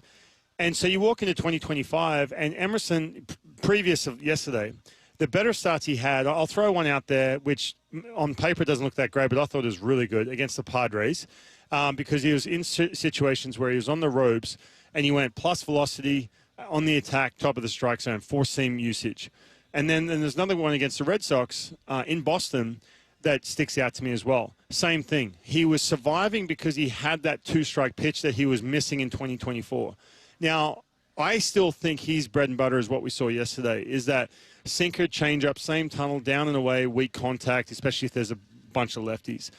However, I think that, and by the way, he's put the sweeper aside. We talked all about that in spring training. So I think once he starts to marry the two in regards to plus velocity with 2 strikes, swing and miss, with that sinker and changeup. Man, you're going to see 5, 6, 7 innings with a minimal damage because you can mix in the weak contact. You can mix in those double plays he had yesterday. And I've said this all year, man. I sometimes we look at Emerson, he's filling in and he's that 6th guy if you need. No. He is, through his lens, man, he's going out there, on a Sunday getting that sweep, and he's walking out going, because I belong in the middle of this rotation. Yeah. And that's kind of his mindset, man. And I've loved watching him pitch. And one other layer to this too. Let's not forget, comes out of spring training for the 2nd year in a row where he gets that late call saying, look, you're going to be in this rotation. He doesn't essentially have a spot in the 5, and he's surrounded by guys putting up ridiculous numbers after 2024. He goes into this year, and there'd been multiple times where it's like, now we're about to make a move. Bryce Miller comes back, Logan Gilbert's coming back today, and so on, and Kirby coming back. So there had been times where, man, he's like kind of auditioning, right, to see how many he can get. Well, now he's 12 starts deep, whatever it is, and he's been so solid taking out those 2 games, the Yankees and the Detroit Tigers, like you said, man. He's been ridiculously good. And that's just not amongst Mariners pitching. That's league-wide. Hey, I don't know if you saw the news. The team that's coming to town is going to be 1 player lighter, apparently. Would you take away from that whole Devers trade? I mean, why they traded him, and then San Francisco picking up a huge amount of money. They did. They picked up. They picked up the majority, basically the rest of it. First of all, I was shocked. I really was. I thought there could have been the chance if Rafael Devers and the way the Boston Red Sox were kind of trending in the sense of, first of all, in the AL East, they're looking at a situation where the Blue Jays are starting to heat up. The Yankees are taking care of that division. The Rays are good. And so their biggest competition, I'm not saying they're waving the white flag, but their biggest competition now is going to have to be the wild card. So you look at that and say, all right, we have a situation where Devers is not happy. He's been really vocal about it. We've just got these young 3 players. Well, now we have our 3rd young prospect. We want to surround with good people. So there could have been a little bit of a character clash there for sure. Yeah. And then all of a sudden you go out. This is the time where you start making those calls to teams and saying, if we were to do this, would you, A, take on all this money? That gives them that financial freedom. And 2, what are you willing to give? And the Giants, I'll get to their side of this in a minute, but the Giants must have just sent them a proposal right back, and they would have said, "Oh, let's just do it now. Let's not wait a couple of weeks and figure this out. Let's just do this now." I know a lot of Red Sox fans are upset about this. I understand that. Who knows what was going on inside the clubhouse? Unless you're in there, I'm going to talk to my buddy Liam Hendricks today and get more of an idea. But this is a completely different looking Red Sox team now. Completely different. I mean, he's one of the best hitters in the game. Now, regardless of what happens in the clubhouse, man, you basically look at this and say, well, from everything I said at the beginning, this is kind of where we view where we're at. We're not in this. We don't think we can win the AL East. By the way, the Yankees are absolutely ecstatic about this deal. Yeah. On the flip side, the Giants, here's a guy who did not want to give up playing 3rd base when he actually said to the Red Sox that, look, I want you guys to get better. And they said, well, we'll make some moves to get it. Let's go get Bregman. And may mean we have to shift around positions. Well, the Giants, they don't have a 3rd base for him. So I don't quite understand if he's so hell-bent on playing 3rd base, where's he play? Because there's no 3rd base. So they're picking up a lot of money. It's not going to – it's the cost of doing business for the Giants. It's not going to age well. I hate to say it, even though he's a DH, a little bit different. In 3 to 5 years from now, I don't think this deal is going to really age well. It's going to be a really expensive player who's going to be about 70% the ability he's at now. But I was shocked. I really was shocked. It was crazy. Hey, I want to get your take on a guy we haven't asked you about in a bit, and that's Julio. You look at his numbers. He's hitting 340 for the month of June. Yet I feel like he's turned into Ichiro.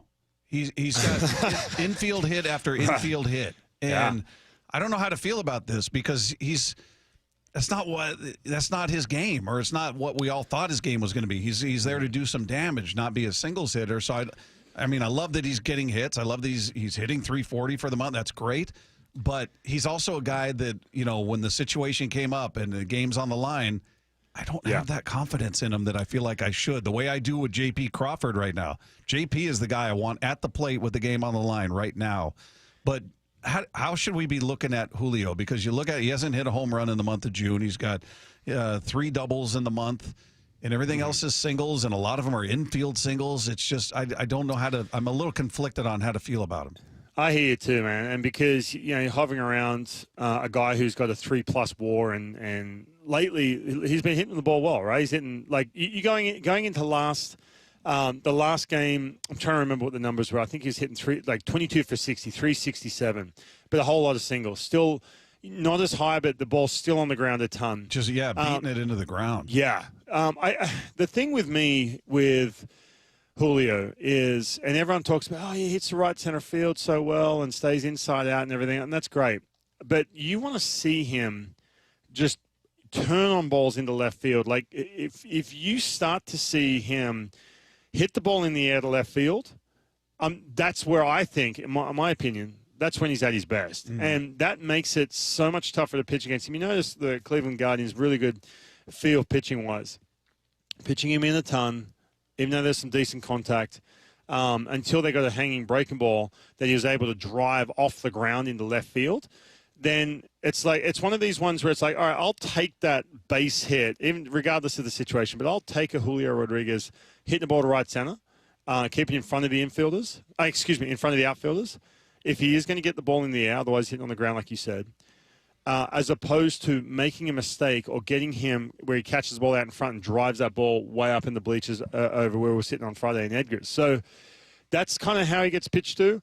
I'm with you, man. I think there was one element with Julio Rodriguez you'd love to see is just get caught out in front, whether it's a secondary pitch in the zone and start driving stuff to left field. Now, swing and miss, it comes and goes. There was a tough at-bat he had against Class A, which he hung in there, but, man, that's, tip your cap. I mean, Class A is one of the nastiest dudes.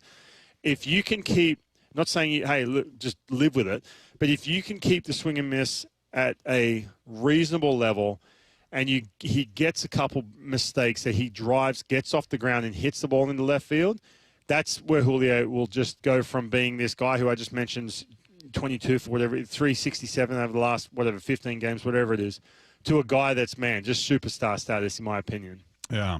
Ryan Rowland-Smith with us each and every Monday. It's always presented by Mazda of Everett. Ryan, great stuff, man. Always good to catch up with you. Are you TV tonight, radio? Which one are you doing? TV for this series, and then I think I'm off after that. So yeah. All right. Well, keep crushing it. You and Aaron are fun listen. Appreciate it, man. Yep. Well, thank you. Good I stuff. appreciate that.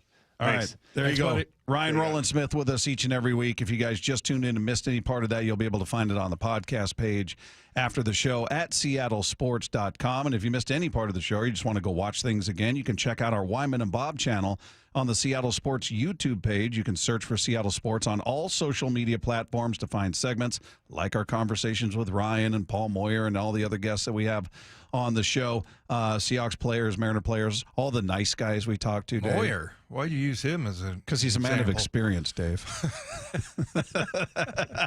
I'll tell you what. I think Paul was a little upset, right? On Thursday. Bob wasn't here. We talked about this. Bob couldn't give him the long, flowing introduction. Right. You didn't fawn over him? I said, you know what? I could not do it justice, so we'll let Bob do it. But he was like, oh, okay. Oh. Well, and you remember that he wanted to talk to Brady Henderson, and Brady left right before. So you're going to have to really up the introduction. Oh, we're going to have to lay it on thick this week, and Dave's going to be over there going, all right, already, enough. Well, apparently I didn't factor in any way. He wasn't happy to talk to me. He wasn't happy to hear from you at all. Only if I have someone else with me or someone that he maybe can make new friends with. Yeah, I guess you're just old hat. He's like, I talk to Wyman all the time. Yeah. I've heard enough. All right, coming up, Jerry Dipoto shared some insight on the Mariners trade deadline plans. We're going to get into that. Coming up next with Wyman and Bob at Seattle Sports on 710. And they sweep aside Cleveland. Home sweep home. J.P. Crawford with a grand slam. Is it a sign the M's are turning the tides? Don't give up, man. We fight. We fight to the last out. Find out tonight in the first of 3 against the Red Sox. Wyman and Bob take you up to Mariners pregame at 5:30. First pitch at 6:40 on the home of the Mariners. Seattle Sports on 710 and the Seattle Sports app. Dave Wyman here for Harley Exteriors, a local company serving all of Western Washington for 23 years. Olympic Series windows are offered exclusively by Harley Exteriors, manufactured right here in Washington, specifically designed for our Pacific Northwest homes and climate. This is the window you want. It looks absolutely stunning, much better than a traditional vinyl window, and these windows last up to 60 years. They're going to lower your energy bills and provide year-round comfort. They come with a double lifetime, fully transferable warranty, meaning not only are you covered for glass breaking or damaged seals, it's going to help your resale and home value. Very affordable with options like 0 payments and 0 interest up to 12 months for qualified buyers. And this June, buy 3 windows and get 1 free, plus an additional $200 off your entire project. Think Harley Exteriors for windows, doors, and more in the Puget Sound. Call 8-333-HARLEY or go to harleyexteriors.com. Hey, Brock Ewart here for my friends over at Xfinity. You know, change is always happening. It's part of life. And when it comes to music, we know that change is all around us. Songs are rewritten and remade. Classics are remixed. Bands and artists, well, they come and go. Even our taste in music, as we get older, can change a bit. But no matter how things change in 5 years, there's one thing that will stay the same, and that is the price of your internet. That's right. Xfinity is introducing a 5-year price guarantee. It means you get 5 years of the most reliable Wi-Fi with their best equipment included for a price that stays exactly the same. Are you surprised? Well, life is full of them. One internet price, 5 years, guaranteed. Learn more at Xfinity.com/deals. Now, restrictions apply. New residential customers only. Taxes and fees extra and subject to change. Most reliable Wi-Fi based on Open Signal Awards USA. Fixed Broadband Experience Report, August of 2024. Go check it all out right online at Xfinity.com/deals. Evan Cohen here. Whether you're locking in your home run picks or riding with your favorite golfers this summer, ESPN Bet is your sports book for all the action. Go from checking stats on your favorite teams and players to placing bets in just a few taps. Plus, new customers can get $100 in bonus bets when you make your first $10 wager. Download the ESPN Bet app and sign up with promo code USL to get started today. Must be 21 plus. Gambling problem? Call 1-800-GAMBLER. Terms and conditions apply. See app for details. Offer not available in New York.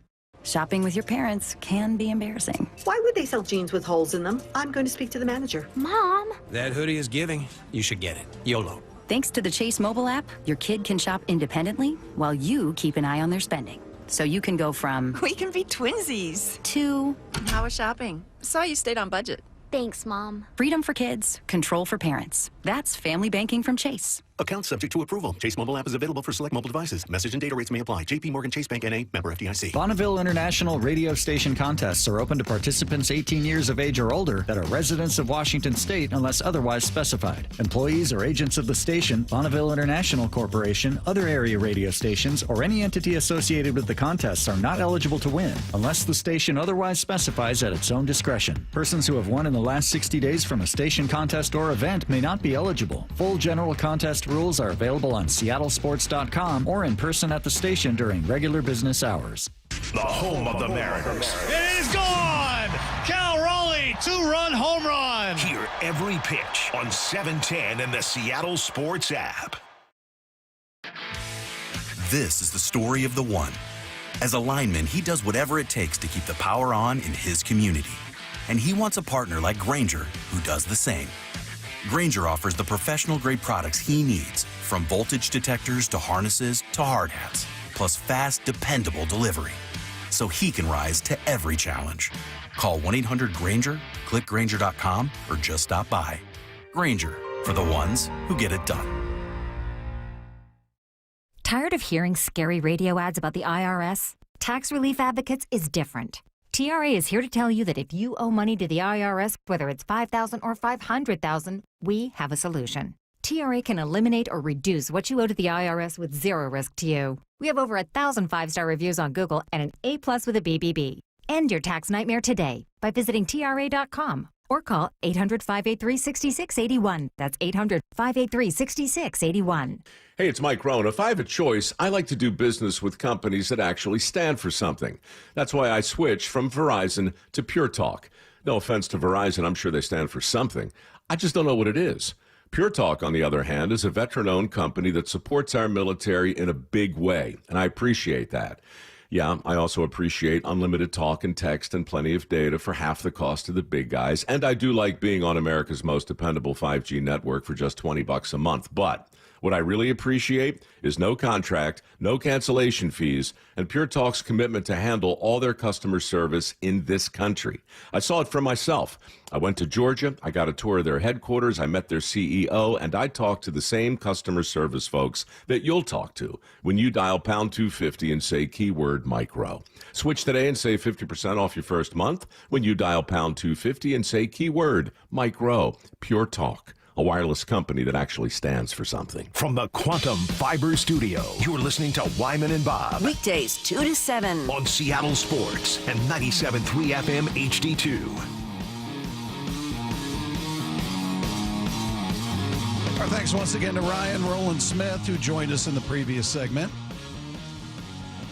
In case you're just tuning in, you can find that conversation on the podcast page after the show at seattlesports.com. Meanwhile, Jerry Dipoto was, what was he on? Trident Talk is what he was on. So it's the Mariners' pre-game show on Sundays. Gary Hill puts it together. An hour of conversations on Sunday. Only on Sundays? Only on Sunday mornings, right before pregame. Okay. So is he on there every week? Or no, this is just a conversation that they did with him and Aaron. Gary, Aaron, and Jerry Dipoto that aired this week. All right. Well, he was, this is the latest, and they were talking about the timeline and their plan, the Mariners' plan for the trade deadline. We're finding out that there are, like we expected, there'll be teams that are looking to move early. As we've shown in the past, we're kind of an early mover. Once we decide what our need is, we don't mind being the first team to move. And we feel like we've got one of the deepest farm systems in the league. We have, obvious needs that are starting to clarify. And this is an area where we've not been particularly conservative, is how we deal in July at the deadline. We usually shop near the top of the market, and we're as aggressive in trying to get it done early as anybody. And we've been doing that now for the last 3 or 4 years, and I think we'll do that again. Do you think people are reticent to dive into the to the minor leagues and trade some prospects and things like that? I don't know. I think people being fans just in general. I mean, I just remember talking to Blowers, and he was like, look, those prospects are there for a reason. Remember, Divish would always say, you don't hang banners for having the best farm system. But Mike Blowers used to say, look, they're here to help the team. That's what they're there for, whether it's their currency, bringing them up or using them as you said, as currency. So, yeah, I mean, I don't know. I think the one that I used to say, just, don't trade Harry Ford. He was the one that but now you look at the situation that he's in, and we heard from Justin that he's going to be a catcher and a DH. He's not going to play anywhere else. And, with Cal doing what he's doing in the long contract, I don't know. I feel like that might be the one they get the most value out of, and I'm starting to kind of warm up to the idea of, trading somebody like Harry Ford. Yeah, I know fans develop a connection to names they hear over and over. Often you don't see these guys. I don't know how many people are making trips out to Everett or out to Tacoma to watch the young guys, but just you. Just me, that's right. But you just hear their name over and over, and maybe you'll see stats, or they were the player of the week, and you're just like, oh, this guy's going to be a star. And you sort of just get conditioned to expect that. The reality is baseball, and it often doesn't matter whether we're talking about a top 5 pick or a 5th round pick or what have you. It just, guys wash out. They just don't make that transition for whatever reason. Right. It's unique to each of them. So I've kind of over the years become less and less attached to prospects. It's fun to hear about them. It's fun to see them and see them put up good numbers. But we've seen it a million times. Guys go out there and mash, and then they come up here, and it's not the same guy. It's just a different level of ball here. So, if they decide, hey, we're trading Harry Ford, okay. Yeah. I mean, the fear is always that they're going to go somewhere else and become a superstar. Right. That's the fear, and that's the risk you take. I mean, it's all a gamble. You're gambling that what we're getting now is going to help us get to where we need. Our window is open right now. Harry Ford, we're just using him as a hypothetical. Does he help us take advantage of that window right now? Probably not. But this guy we're going to trade him for, whether it's a bat, whether it's a middle reliever, whatever it is, is somebody we think gets us to where we need to get to right now. Right. That's an assurance on some level, whereas Harry or any other prospect is just sort of bottled promise. Like, well, there's a lot of potential, but who knows if they're going to realize it at this level. Yeah, would you say that's the biggest jump going from in any sport, going like college to pro basketball, or college AAA baseball to AAA to major leagues? Yeah, I mean, and that's always why it's such a big deal when they, there was a video when I'm trying to remember which guy, I think it was Cole Young, when he got told that he's going to Seattle and everything, because it's a huge deal, man. I mean, and a lot of guys just don't make that jump. So, yeah, remember Cal even. I mean, he got sent back down. Yeah, and the only reason he got called back up is because Tom Murphy got hurt. Right. So it takes some guys it happens really quickly. They adapt and they thrive. Others back and forth. Maybe they never find it. And again, whether you're top 5, I mean, Dustin Ackley was a consensus pick. That's a top 5 pick. Yes. Didn't pan out. Mike Zunino, he was good. He was number 3 overall pick, I think. If I have to go back and look, I'm pretty sure he was number 3. He's not a superstar. He could hit bombs. He could hit the ball a long way, or he was going to whiff. I mean, he was just an all or nothing. He was a good defensive catcher, but he was never a superstar. He's a top 5 pick in baseball. So, yeah, there are no guarantees with any of these guys. So I become, as years go on, less and less attached to it. It's just, again, you live with the fear that, what if that guy turns into a stud for the Rays or whoever you end up trading him to? Yeah. So I used to always tell Moyer that he was the Mike Zunino of joke makers. Like when he gets a hold of one, it's really good. Either landed a good one or there's you a just lot of rolled your swing and eyes.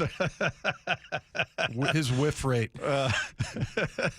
But yeah, I mean, you're right, and there is no guarantee whatsoever. And I know we do kind of like, for me, you fall in love with a guy and like, oh man, just don't trade him. But especially when you get a chance to talk to him, right? You've had a personal interaction with him a number of times, so you're like, oh, he's a nice guy. He seems like he's very, very grounded. He seems like he's just very, got his head on his shoulders straight, and he's mature, and he seems like a sure thing. Well, there just aren't any sure things. So one more from Jerry, just talking about most early trade discussions start to happen right now. You're going to have needs at the deadline, and we're going to have them, and we've identified where we think the opportunity exists to go make ourselves better. And, we're in the stages of making that first sweep of phone calls around the league to find out what other people are thinking. And, June is usually the month where a lot of the formative conversations are taking place, because right around the 1st of July, last couple of days of June, 29 other teams like us are going to go into hibernation for the draft meetings. And for about 3 weeks, you're going to be thinking about the future of the Mariners, not necessarily what happens at the deadline. Yeah, I wonder, like we're talking about JP, and now all of a sudden he has just become, pretty recently, but he's just become a guy you can rely on, and a guy in your order that, like, okay, this guy's he's gonna get us there. Now, him and a few others, right? You need Julio to come along and start with the power numbers, as you talked about. Cal, I don't know about maintaining the same pace, but somewhere around that. And now all of a sudden you start to think, okay. And I'm just curious if anything's going to change. That would be my question to Jerry. Could somebody turn in a performance between now and the deadline that would make you change your mind? And, a guy like JP just becoming that solid contributor that he was a couple of years ago, and, he had a career high home runs. I'm trying to remember how many home runs. 19. Was it 19? Yeah. And that was just, he's not really a power guy. No, he had never hit in double digits. Yeah. I don't know. I don't know if there is a guy. I don't know if, or guys. I'm trying to think who would it be. Like if Luke Raley comes back, all of a sudden he's just mashing. Does that change their shopping list, for lack of a better term? He's saying they've already identified their spots. I'm guessing he didn't make those public, right? He didn't say, well, we'd like some middle relief. We'd like a. Did he say a couple bat? Did he get specific at all? I don't think he got specific. Yeah.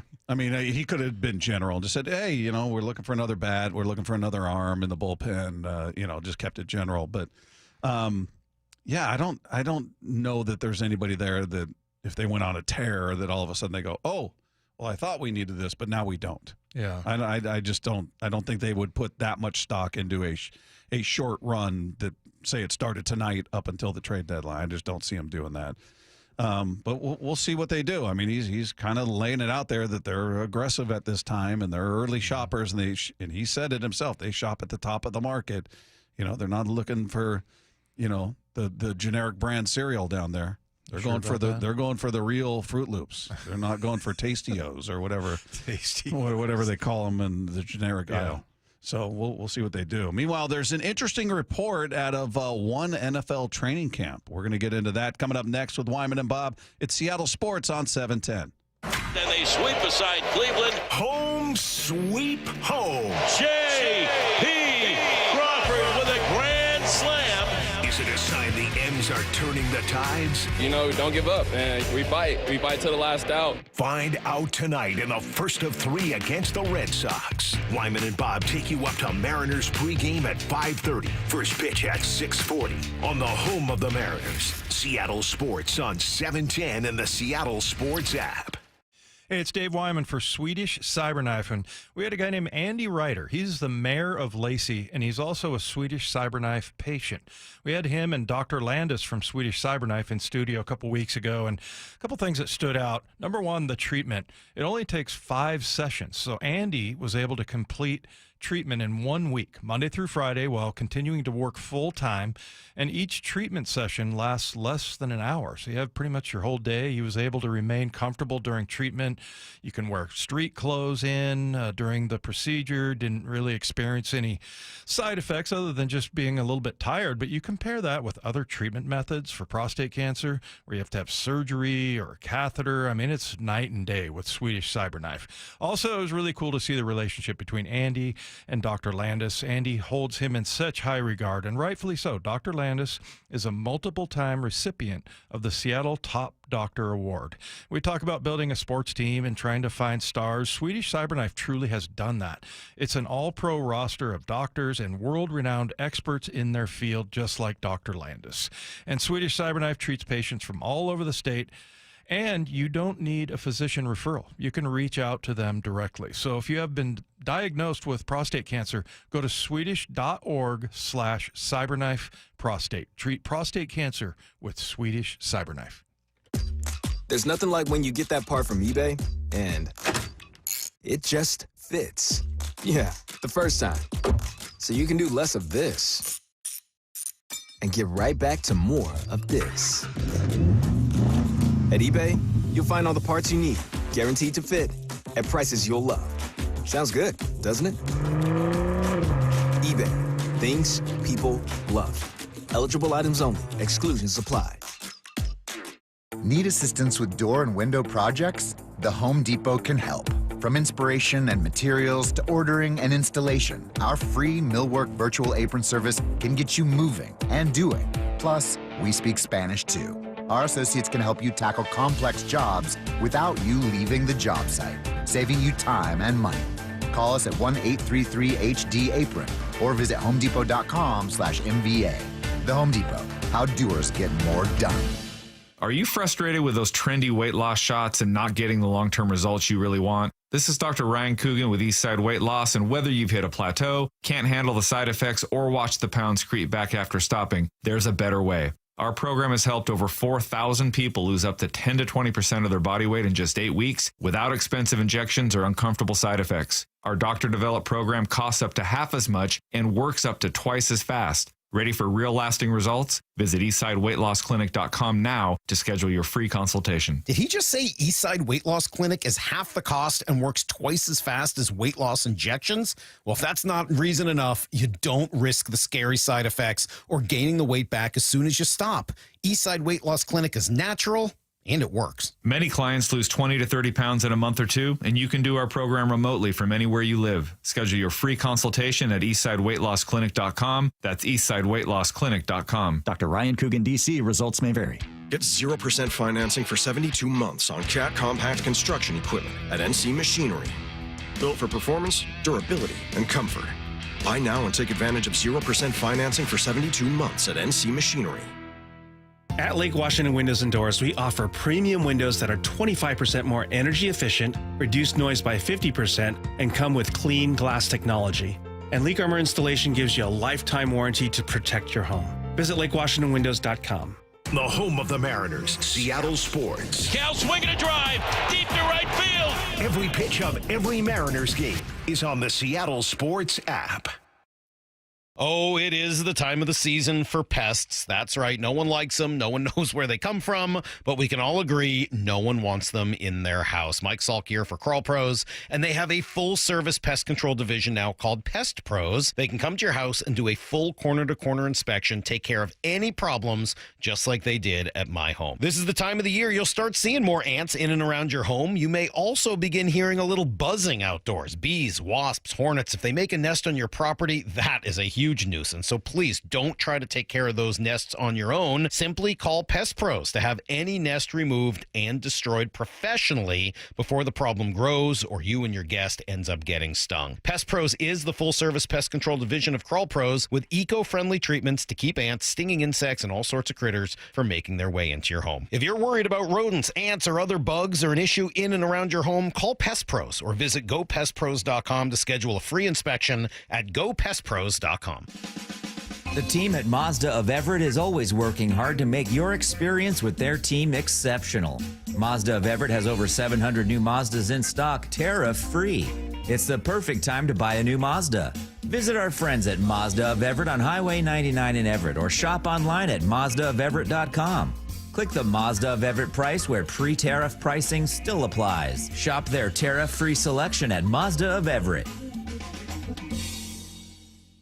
Immaculate greens, unrivaled natural beauty, championship caliber conditions. Loomis Trail is the epitome of Northwest golf.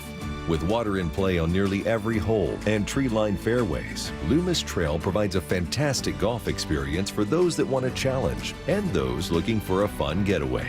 What round are you up for? Tee times available online at golfloomis.com. Start planning your perfect golf getaway today. From the Quantum Fiber Studio, you're listening to Wyman and Bob. Weekdays 2 to 7 on Seattle Sports and 97.3 FM HD2. Yeah, I'm a good dad. That's right. I'm sure you are. I got presents. You got presents? I was bestowed with the task of trimming the hedges on Father's Day. Shannon couldn't have done that, or Kendall, or no, they can't do that. You would have trusted him, huh? If Kendall said, "Dad, guess what? I'm going to trim the hedges for you," you would have went, No. Thank you for the thought. No, I might have taken her up on it, honestly, because it sucks. It really sucks. They'd be in all kinds of funky shapes by the time she got done with it. They animals, little kittens. I thought you loved doing the yard work. That sounds like a great present. Yeah, not the hedges. The hedges suck. And, I know that you can put the tarp underneath the bush, and then that way it collects all the leaves, so you don't have the cleanup is better. But I have this, compacted area where it's just hedge after hedge, and you can't really even get anything down on the ground. Yeah, had to put on pants so I didn't scrape my legs up getting in there. Because normally you're nude. No, normally I'm in shorts. So, yeah, that was, no, it all paid off in the end. Well, good. So it was a good Father's Day. Hopefully all the fathers out there had a happy Father's Day. I was asking Dave what the family did for him. So breakfast in bed. And you went and saw your dad. Yeah, went over. Yeah. My mom made dinner and just had my brother over there and exchanged gifts and all that. And, Did Frank pee on the lawn and your dad chase him around with He doesn't with the watering can. That's what I want to do when people walk by and let their dog pee on my lawn. Yeah. Next time I'm gonna go turn the sprinklers on. Yeah, my dad had a little watering can that he had handy, and my dog would, as I was leaving, like, all right, see you guys later, and then Frank would make a beeline for the front yard, and my dad would be going, no. Yeah. Save it till you get home. Yeah. Save it till you get home, and then he'd He'd pee on the lawn, and then here comes my dad with his watering can, watering that spot. I would totally do that if I caught somebody. But I see Hoover in the backyard, and I'm like, it looks like a battlefield back there. So all the dead spots. Yeah, I just forget it. Meanwhile, things going on in the NFL. Bengals continue to be criticized for how they've handled contract negotiations. Now, I guess the good news, if you're a Bengals fan, is that the team and Trey Hendrickson have resumed contract talks. Right. So that's the good news. Whether it gets anywhere, we'll find out. But they were, we talked about some of those weird comments from their GM or whoever it was, like, well, maybe he should learn to be happy kind of thing. And it was just really weird. We've heard that from the Reds. We've heard it from the Bengals. It's a Cincinnati thing, apparently. But Louis Riddick was on Get Up, and he called out the Bengals for how they are perceived around the NFL when it comes to taking care of their players. When you talk about the Bengals right now, they've earned this reputation, okay? And they've tried to dispel it recently in terms of being cheap, in terms of being a team that doesn't really quite get it as far as really trying to put together an entire 53-man roster. And right now, the fact that on the defensive side in particular, that they are totally disregarding one of their best player over the past 2 years, arguably. One of their best players, their most consistent players in Trey Hendrickson over the past 2 seasons. A guy who hasn't missed a single snap. Plays upwards of 70% of the snaps over the past 2 years. Number 1 in sacks, number 1 in pressure percentage, number 3 in pass rush win rate. I mean, all these ridiculous numbers that he's putting up. And you're sitting here trying to argue the fact that, well, since he'll be 31 during the season, we're a little hesitant to give him his money because we feel as though he's just going to fall off of a cliff in terms of his production. How do you view that, Dave? Because you were on one side of it as a player, so you understand that plight of, hey, look what I've produced. Well, look, I mean, come on. But you also are aware of the other side of, look, I can't, in this game, guys get old quick. Yeah. And we're all limited by the constraints of a salary cap. And so I understand both sides of it. I get it, and this is not me trying to defend the Bengals by any stretch because they've earned that reputation, as Louis Riddick said. But I kind of get when you're talking about somebody who's going to be 31 and I don't know how far down do you make it conditional? Like, hey, if you reach these milestones, you make X amount. I'm sure he wants guaranteed money. He wants it regardless. If he were 27, this is a completely different conversation. I'd be going, look, are you kidding me? Guy's entering his athletic prime. You pay him. This is a no-brainer. Well, probably you would feel a little bit better about that, but I think it's kind of a cheap out because you look at what Trey Hendrickson is doing right now. He's had 17 and a half sacks each of the last 2 years. Yeah, he is in his prime. So, I mean, I feel like he deserves – I don't care about his age. Like Chris Jones, the big D tackle, he's 30 years old. I mean, some guys are – I just think it's a kind of a cheap way to, we're not going to pay him because of his age. Well, he's playing his best football ever.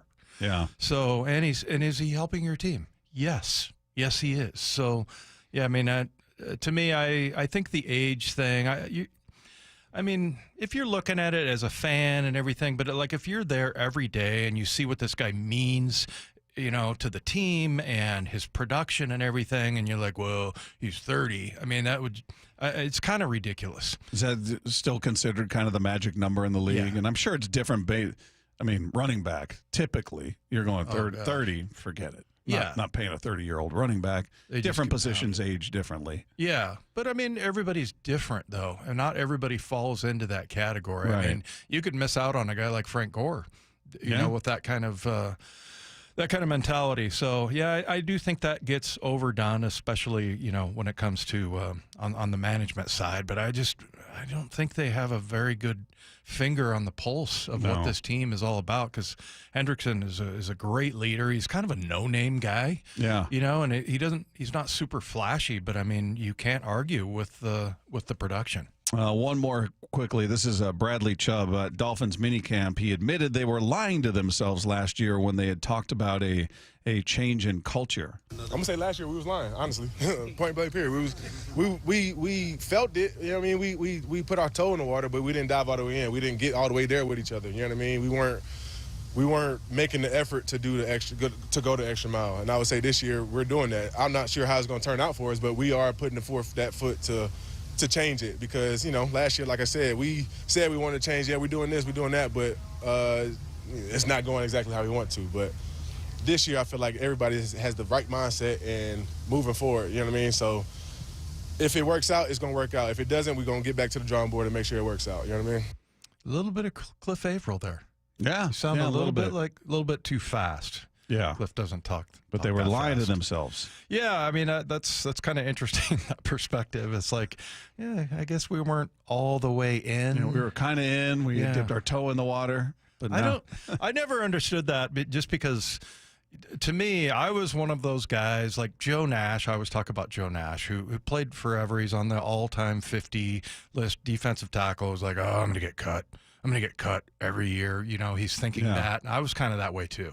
I was like, yeah, I mean, I really want to be on this team. And so, yeah, it's weird to think that, you're not all in. I mean, I was always all in. I wanted to stay in the league as long as I possibly could. All right. Coming up, he had an in-depth article about the historic season that Cal Raleigh is putting up. And we're going to talk to Mike Petriello of MLB.com. That is coming up next with Wyman and Bob. This is Seattle Sports on 710. And they sweep aside Cleveland. Home sweep home. J.P. Crawford with a grand slam. Is it a sign the M's are turning the tides? Don't give up, man. We bite to the last out. Find out tonight in the first of 3 against the Red Sox. Wyman and Bob take you up to Mariners pregame at 5:30. First pitch at 6:40 on the home of the Mariners. Seattle Sports on 710 and the Seattle Sports app. Church's Chicken is bringing even more flavor to the neighborhood with our Bremerton location, and we can't wait to share what we've been cooking up. So stop by and try our bold, juicy, flavor-to-the-bone fried chicken with all our only at Church's Fixins. Yeah, your newest fave is waiting with unbeatable deals and unmistakable crunch right here at the Church's Chicken in Bremerton on 4000 Wheaton Way. That's right. Come on down. Friends, family, and neighbors welcomed at 4000 Wheaton Way in Bremerton. See you soon. Church's. Hey, Brock Ewart here for my friends over at Xfinity. Change is always happening. It's part of life. And when it comes to music, we know that change is all around us. Songs are rewritten and remade. Classics are remixed. Bands and artists, well, they come and go. Even our taste in music, as we get older, can change a bit. But no matter how things change in 5 years, there's one thing that will stay the same. And that is the price of your internet. That's right. Xfinity is introducing a 5-year price guarantee. It means you get 5 years of the most reliable Wi-Fi with their best equipment included for a price that stays exactly the same. Are you surprised? Well, life is full of them. One internet price, 5 years, guaranteed. Learn more at Xfinity.com/deals. Now, restrictions apply. New residential customers only. Taxes and fees extra and subject to change. Most reliable Wi-Fi based on Open Signal Awards USA. Fixed Broadband Experience Report, August of 2024. Go check it all out right online at Xfinity.com/deals. Need a new roof but not in the budget? A new roof doesn't have to break the bank. Justin Shirley, CEO of State Roofing and Exteriors here. Right now, State Roofing and Exteriors is offering 0 down, 0 payments, and 0 interest for up to 24 months. That's 2 years with no payments while getting the protection your home deserves. But this offer won't last forever. Call 866-ROOF-ROOF or visit stateroofing.com today to get on our summer schedule now. State Roofing and Exteriors, held to a higher standard since 1968. With Progressive Snapshot, you could save on auto insurance rates by driving safely, which is nice because you can just keep doing you. So keep on using that broken phone charger because it occasionally works. Keep quoting something you heard on a podcast as your own. Keep ignoring your sister's texts while you drive and after. And when baggage claim says, have a great trip, keep on saying, you too. And keep driving safely. And you could save with Snapshot from Progressive. Progressive Casualty Insurance Company and Affiliates. Snapshot not available in California or from all agents. Surcharge possible for unsafe driving. Hey, Green Gobbler here. So you've got a clogged drain in your bathroom. Water in the sink's overstaying its welcome. You're spitting today's toothpaste on top of yesterday's toothpaste. You hope that it go away. Yeah, clogs don't just go away. I make them go away. I'm Green Gobbler, the only clog dissolver you need. I'm bleach-free, safe for your pipes, and I work. Guaranteed or your money back. Because I never met a clog that was gonna unclog itself. Green Gobbler. Let the gobbler get it. If you're 55 and up, T-Mobile has plans built just for you. 2 lines of unlimited for just $30 a line. That's a 45% savings compared to Verizon and AT&T. But don't just take our word for it. It's not just the savings that are great with our T-Mobile plan. There's all this value from all these other things that T-Mobile offers. T-Mobile has been such a savings for us. We love it. Switch today and get 2 free 5G phones like the Motorola Edge with Turbo Power charging that gives you power for the day in just 15 minutes. And customers 55 and up can get 2 lines of talk, text, and data for only $30 a line. Go to T-Mobile.com/55 to learn more. With 24 monthly bill credits and 2 new lines with autopay for well-qualified customers plus taxes, fees, and $35 per line connection charge. Credits end and balance due if you pay off early or cancel. Contact us plus $5 per line without autopay. Debit or bank account required. 45% off 2 lines versus AT&T Starter and Verizon Welcome. Plan benefits vary. See details at T-Mobile.com. Motorola Edge requires 68-watt charger. Charger sold separately. Actual performance will vary based on usage and configuration. Hey, it's Mike Rohn. If I have a choice, I like to do business with companies that actually stand for something. That's why I switched from Verizon to Pure Talk. No offense to Verizon, I'm sure they stand for something. I just don't know what it is. Pure Talk, on the other hand, is a veteran-owned company that supports our military in a big way, and I appreciate that. Yeah, I also appreciate unlimited talk and text and plenty of data for half the cost of the big guys, and I do like being on America's most dependable 5G network for just $20 a month, but what I really appreciate is no contract, no cancellation fees, and Pure Talk's commitment to handle all their customer service in this country. I saw it for myself. I went to Georgia, I got a tour of their headquarters, I met their CEO, and I talked to the same customer service folks that you'll talk to when you dial pound 250 and say keyword Mike Rowe. Switch today and save 50% off your first month when you dial pound 250 and say keyword Mike Rowe. Pure Talk, a wireless company that actually stands for something. Let's go! This is Seattle Sports. Streaming through the Seattle Sports app. KIRO AM Seattle. KIRO FM HD2 Tacoma. Home of the Seahawks, Mariners, and everything Seattle sports. Seattle Sports Snapshot.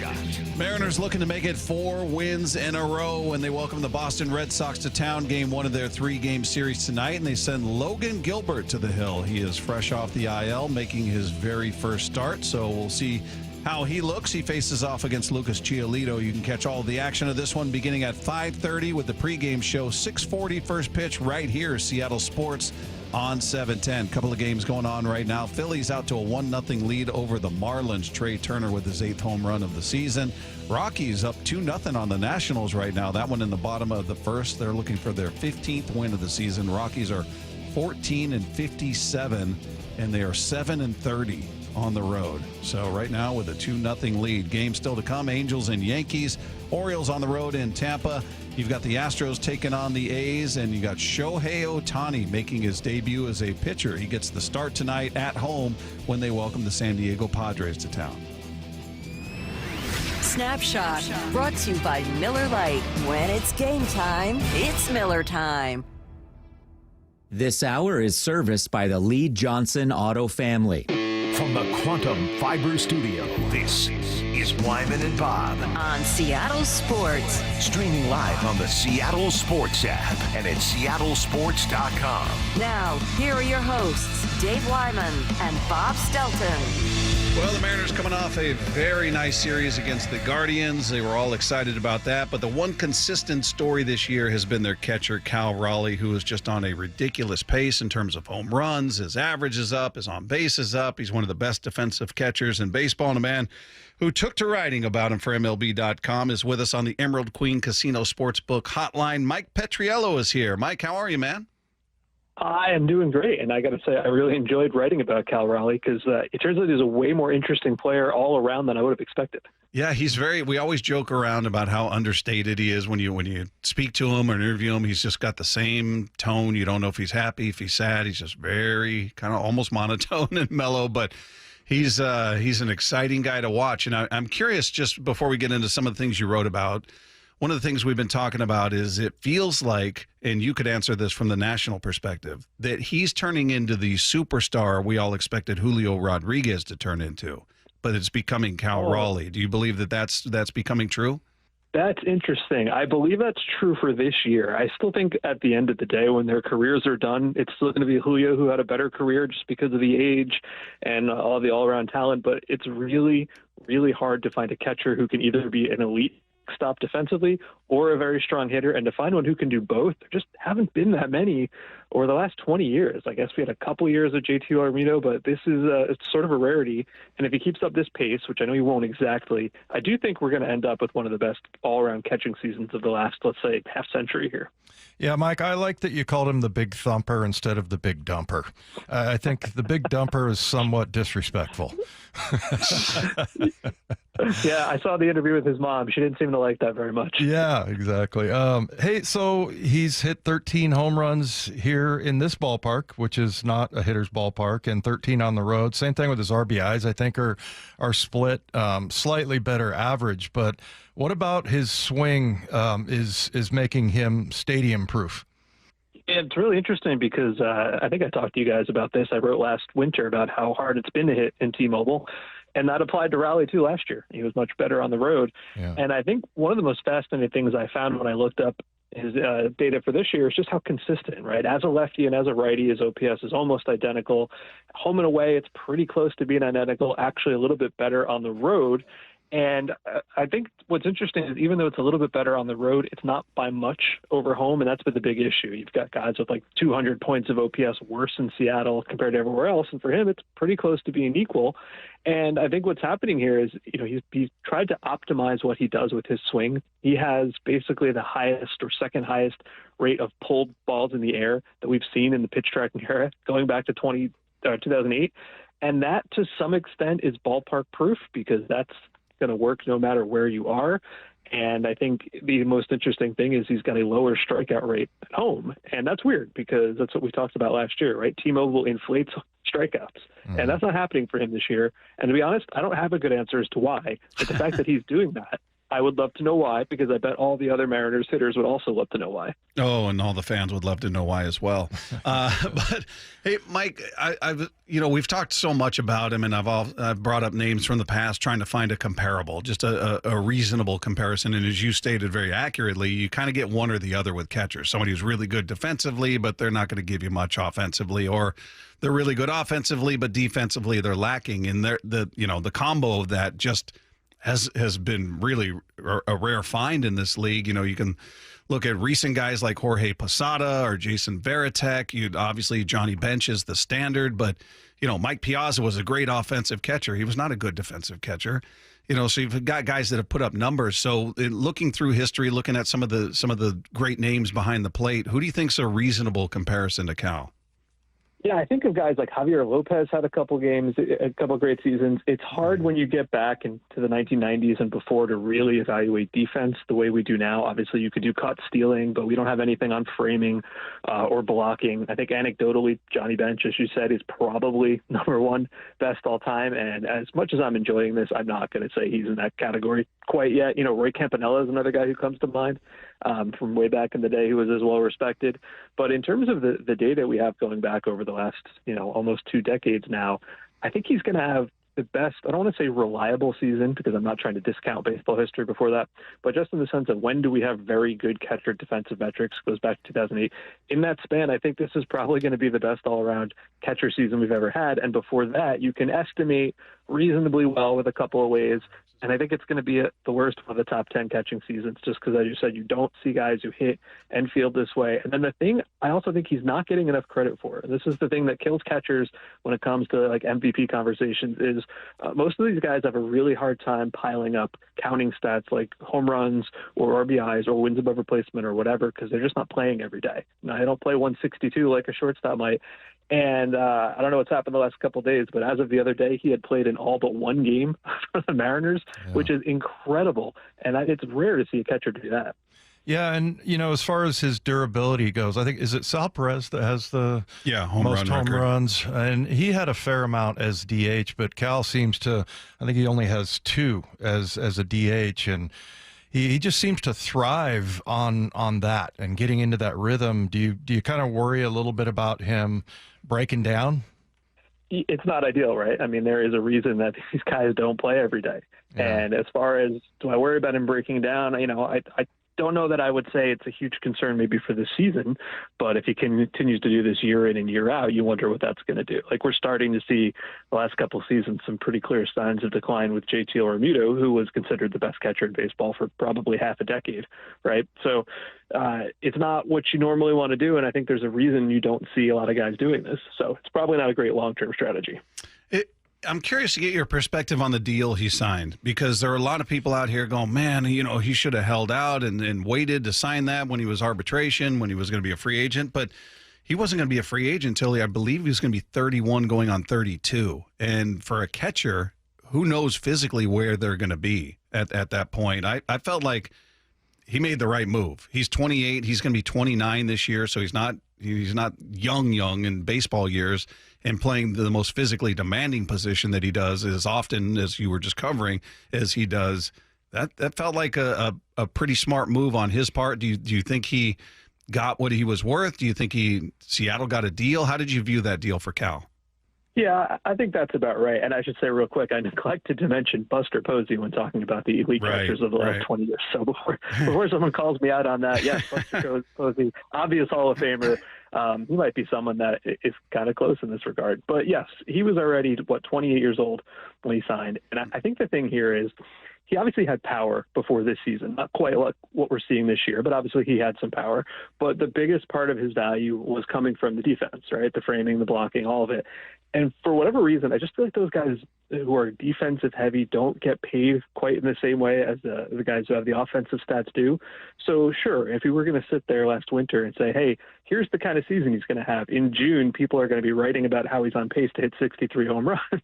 And you would say, yeah, maybe hold off, maybe see what the market does. But with the information that was there at the time, I think it made sense for both sides. Obviously for the Mariners, because as you know better than I do, it's hard to get guys who want to play there in terms of the ballpark, kind of scare some hitters off.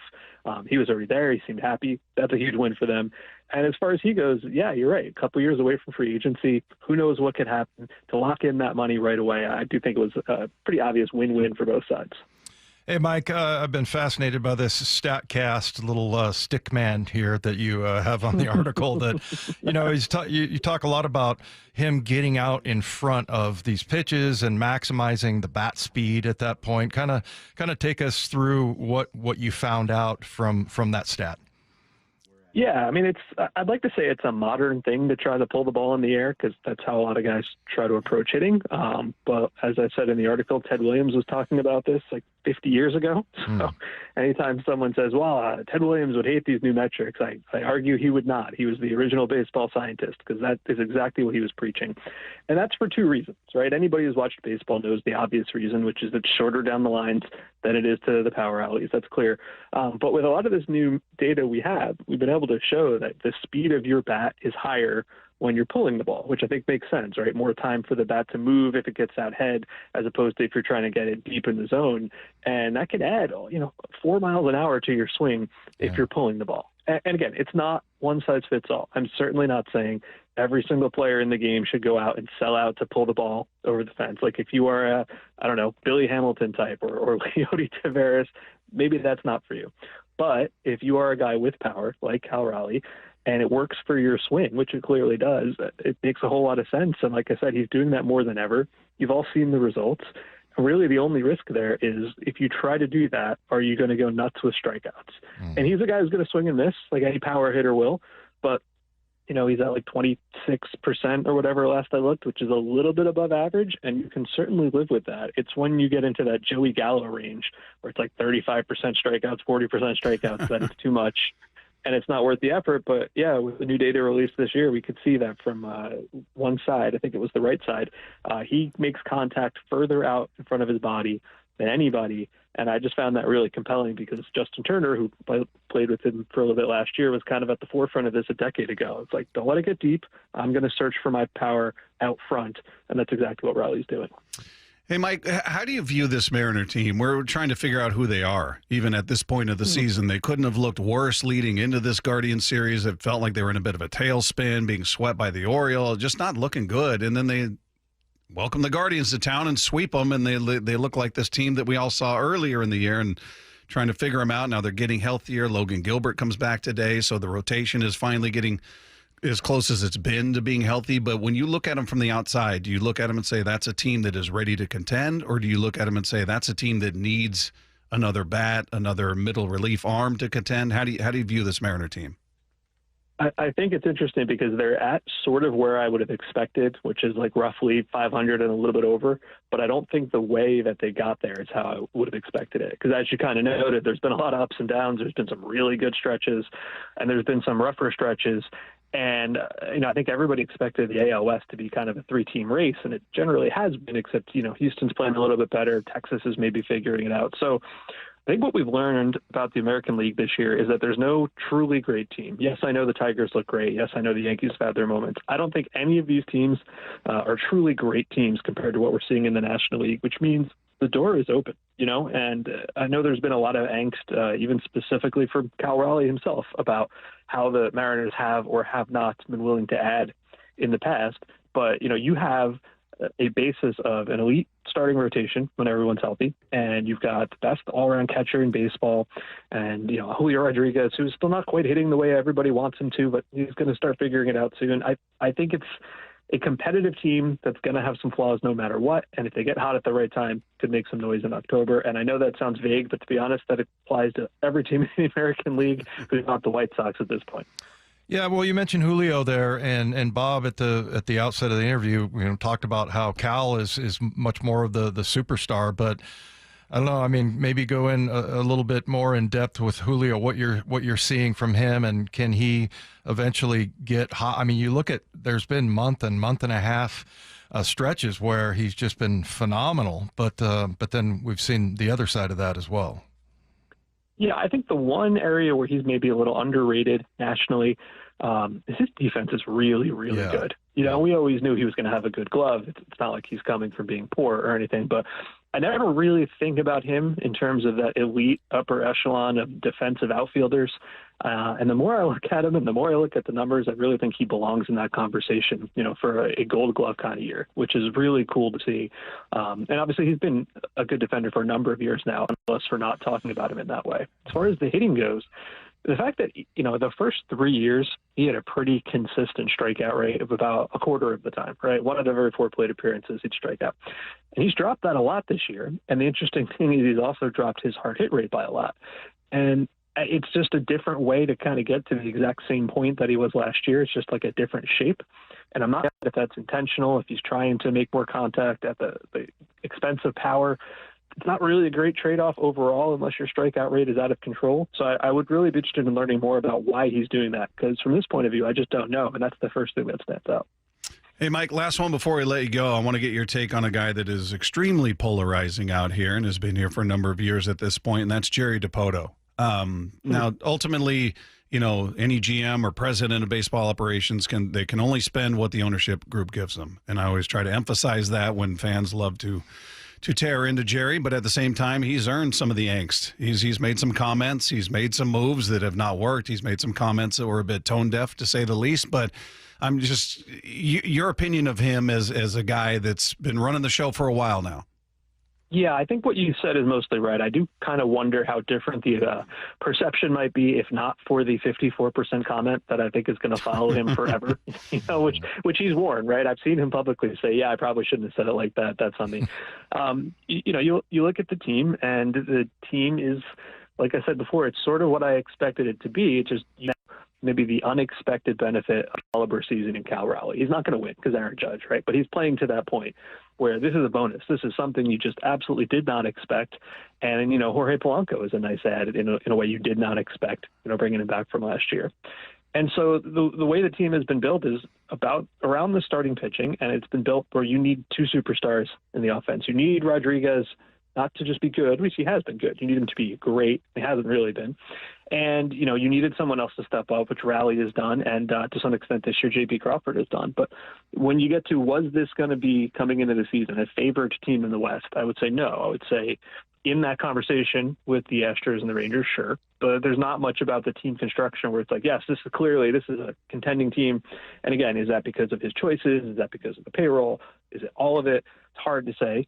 But I don't really look back at this team either and say, wow, these are some mistakes. I wouldn't have made these moves. It's so much about moves not made that I think about now. Yeah.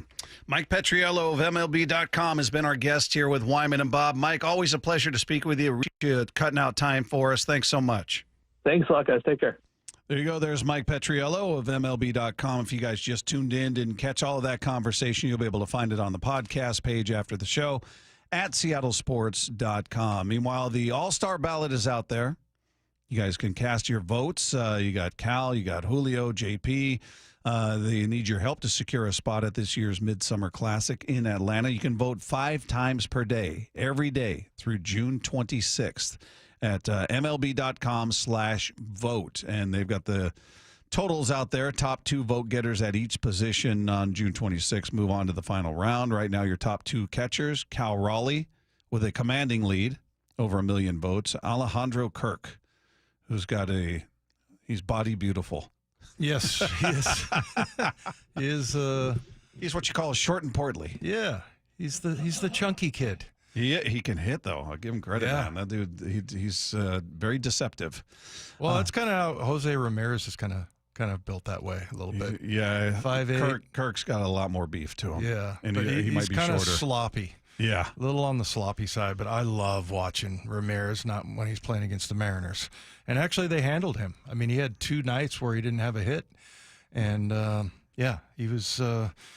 He's a grinder. But yeah, I was just kind of surprised to see you had Dylan Moore at number 8 in the American Do you think League. he should be higher? Is that what you're saying? Oh, sure. Yeah, No. absolutely. He's an everyday player, Bob. No, he's not. Okay, Moyer. Yeah, and then you had Rowdy Tellez at number 10. He got some votes. That was kind of interesting. And then J.P. Crawford at number 9. I'm kind of low for surprised. JP, but I think he's so too. There's maybe some recency bias. Look, Jacob Wilson, Jeremy Pena, those guys are having great years. Yeah. Looking at some of the others, look, any Yankee is going to get a lot of votes. Fans can vote, again, up to 5 times every day. So Yankee fans are going to put it out there for Anthony Volpe, even though he's not somebody that deserves it, in my opinion. But, it's hard to, whether you want to go average, whether you want to go on base, whether you want to look at just overall production. JP's really the only category he's dominating is on base percentage. Yeah. He's behind Jacob Wilson in average. He's behind him in home runs, behind him in RBI. Same with Pena. I feel like that's a stat that doesn't really blow people's skirts up, on base percentage. But he's a leadoff hitter, so it's huge. It is huge. That's his job. Get on base. Yeah. I was looking at the DH in the American League, Ryan O'Hearn. That's a guy that a lot of people have talked about being a possibility for a trade here. And then Jorge Polanco at number 8 as far as DHs. So, yeah, Mariners got some, of course, catcher, Cal by a long shot. But, Julio's number 9.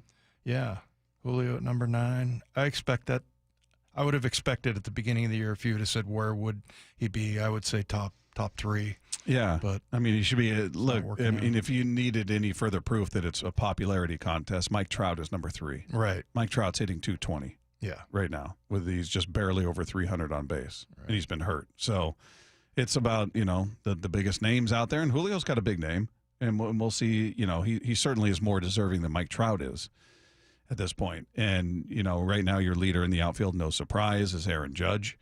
So yeah, it's as far as the Rosarena's number 15. Yeah. I think the way that the Seahawks did their top 50 thing and how they ended up getting the best players, and I thought that's a pretty good way. And I don't know if they have football people that are in there because, not many people remember Keith Butler. Right. But Keith Butler absolutely deserves to be in there. And, so it, like you said, it's become kind of a popularity contest more than anything. So the All-Star game? Yeah, it always has been. It always has been. But I feel like they should change that and get it right. Yeah. But it's the fans' game. It's an exhibition game. These are the players the fans want to see. So I kind of, as much as I can look at a player and go, well, this guy's got no business being in the All-Star game. That's who people are voting for. That's who they want to see play. So yeah, but they don't know what the hell they're looking at. I just remember being pissed when like KJ Wright, and he finally got in. Yeah. But there was 3 years before that he should have been in the Pro Bowl. Yeah. So those things, the All-Star games kind of irritate me a little bit, that it is, a popularity contest. That's they didn't make the Seahawk top 50 thing a popularity contest, or I would have been number one, Bob. Of course you would have. You would have been the leading vote getter. They would have said Bobby Wagner. Said, Who? I'm not familiar with Wagner, but I know Wyman. Oh, boy. Yeah. No, I'm glad that didn't happen. All right. Coming up, Logan Gilbert returns to the mound tonight. So what's a realistic expectation for what we could see out of him? We'll talk about that coming up next with Wyman and Bob at Seattle Sports on 710. And they sweep aside Cleveland. Home sweep home. J.P. Crawford with a grand slam. Is it a sign the M's are turning the tides? Don't give up, man. We fight to the last out. Find out tonight in the first of 3 against the Red Sox. Wyman and Bob take you up to Mariners pregame at 5:30. First pitch at 6:40 on the home of the Mariners. Seattle Sports on 710 and the Seattle Sports app. Hey, it's Dave Wyman here for Harley Exteriors. It's a local company serving all of Western Washington for the past 23 years. And when you hear Harley Exteriors, I want you to think windows, manufactured right here in Washington, specifically designed for our Pacific Northwest homes and climate. Olympic Series windows are offered exclusively by Harley Exteriors, and this is the window you want. It looks absolutely stunning, and it's much better than any traditional vinyl window, and these windows last up to 60 years. They're going to lower your energy bills and provide year-round comfort, and they come with a double lifetime fully transferable warranty. And that means not only are you covered for glass breakage or damaged seals, it's going to help your resale and the value of your home. It's very affordable with options like 0 payments and 0 interest, up to 12 months for qualified buyers. And this June, buy 3 windows and get 1 free, plus an additional $200 off your entire project. So think Harley Exteriors for windows, doors, and more right here in the Puget Sound. Call 833-HARLEY. That's 833-HARLEY, or you can just go to harleyexteriors.com. When it comes to the security of your business, doubts can creep in about who you're trusting to protect it. At Bay Alarm, we got you. For nearly 80 years, we've been putting our customers' minds at ease with our advanced technology and personalized support. Feeling insecure about your current security service? Visit bayalarm.com today. Get 0% financing for 72 months on Cat compact construction equipment at NC Machinery. Built for performance, durability, and comfort. Buy now and take advantage of 0% financing for 72 months at NC Machinery. Hey, Brock Ewart here for my friends over at Xfinity. Change is always happening. It's part of life. And when it comes to music, we know that change is all around us. Songs are rewritten and remade. Classics are remixed. Bands and artists, well, they come and go. Even our taste in music, as we get older, can change a bit. But no matter how things change in 5 years, there's one thing that will stay the same. And that is the price of your internet. That's right. Xfinity is introducing a 5-year price guarantee. It means you get 5 years of the most reliable Wi-Fi with their best equipment included for a price that stays exactly the same. Are you surprised? Well, life is full of them. One internet price, 5 years, guaranteed.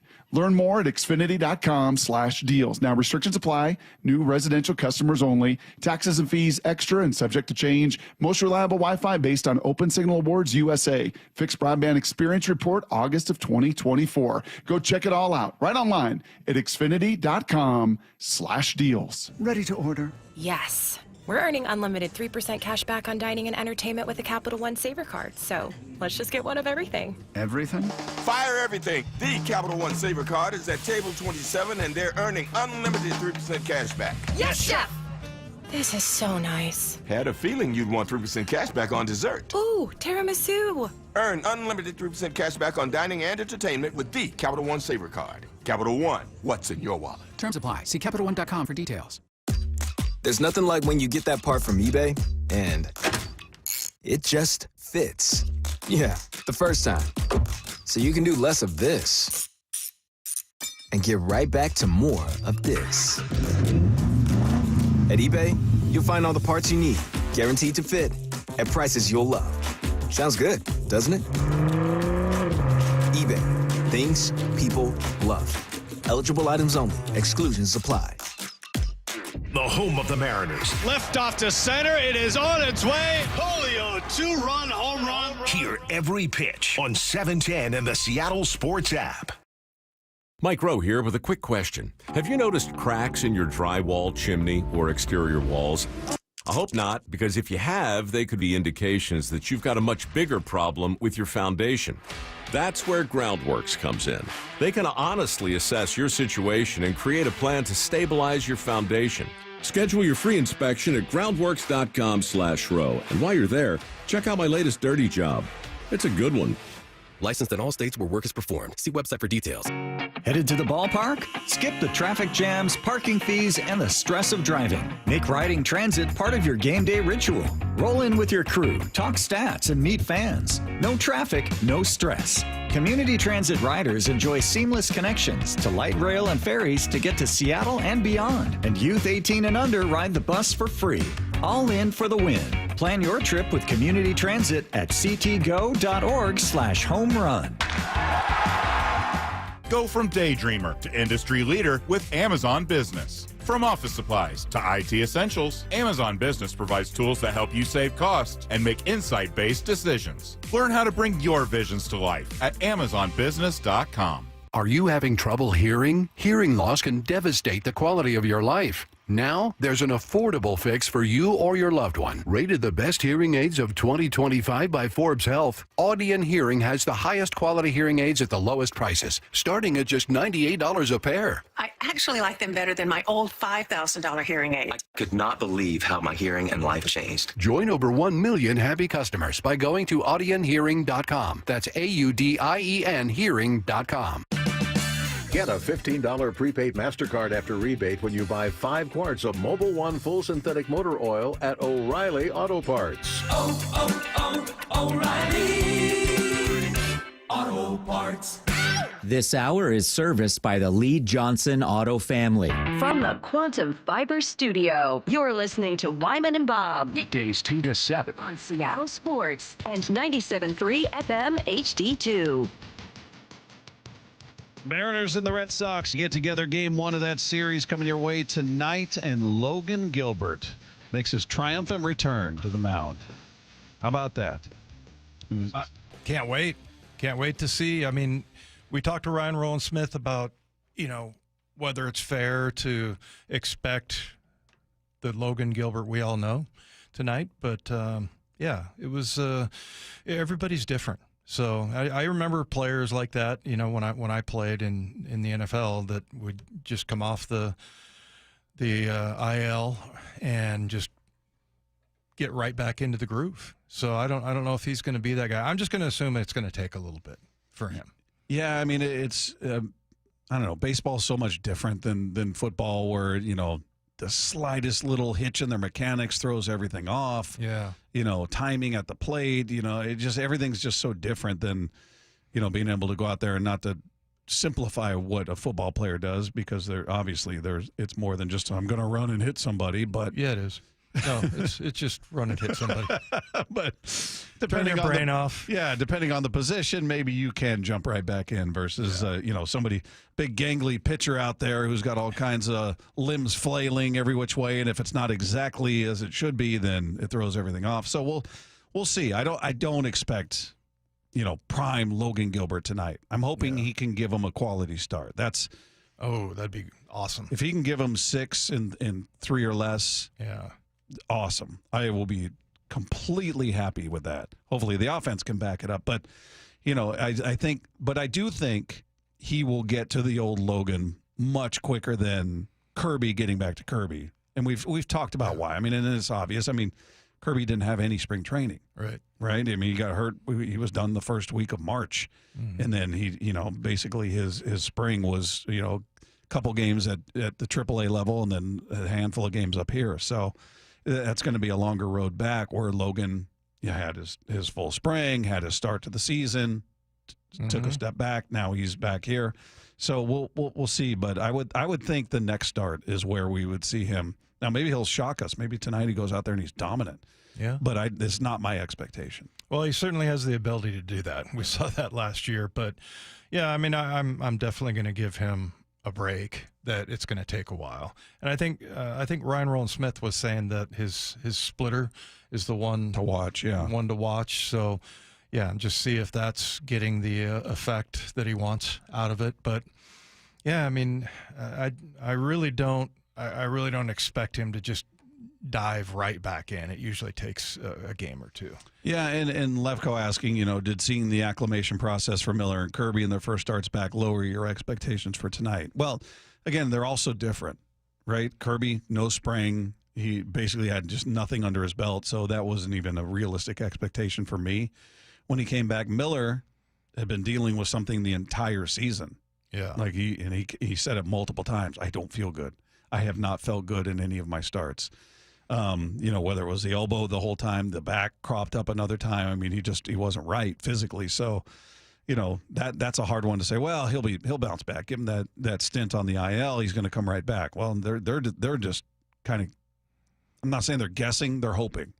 They know what's wrong, but they're trying the cortisone. Okay, that didn't work. Now we're going to do PRP.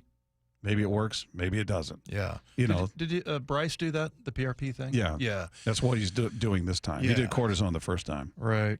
Yeah, I mean, I've always found cortisone shots to be magical. But, I mean, it's so much different when you're a pitcher. It's your elbow. Yeah, your elbow. And then, there's just so much torque. It's ridiculous. And, yeah, Ryan was talking about how the split really puts a lot of stress on his elbow. Mm-hmm. So if he's like letting that thing fly, then that's a really good sign. But by the way, did you see the video they were showing yesterday of him out there throwing the ball for Tucker?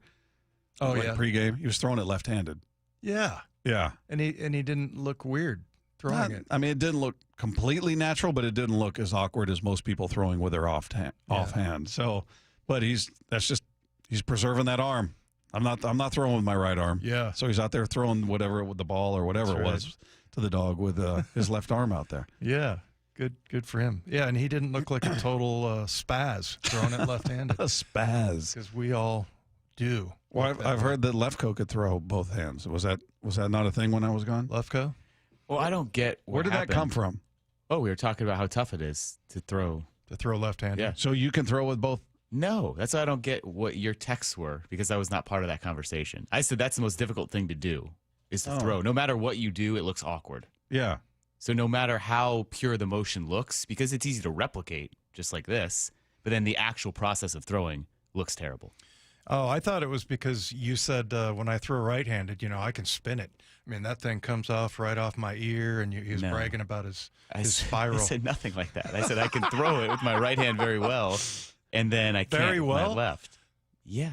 Oh, okay. Who can't throw with their strong arm very well?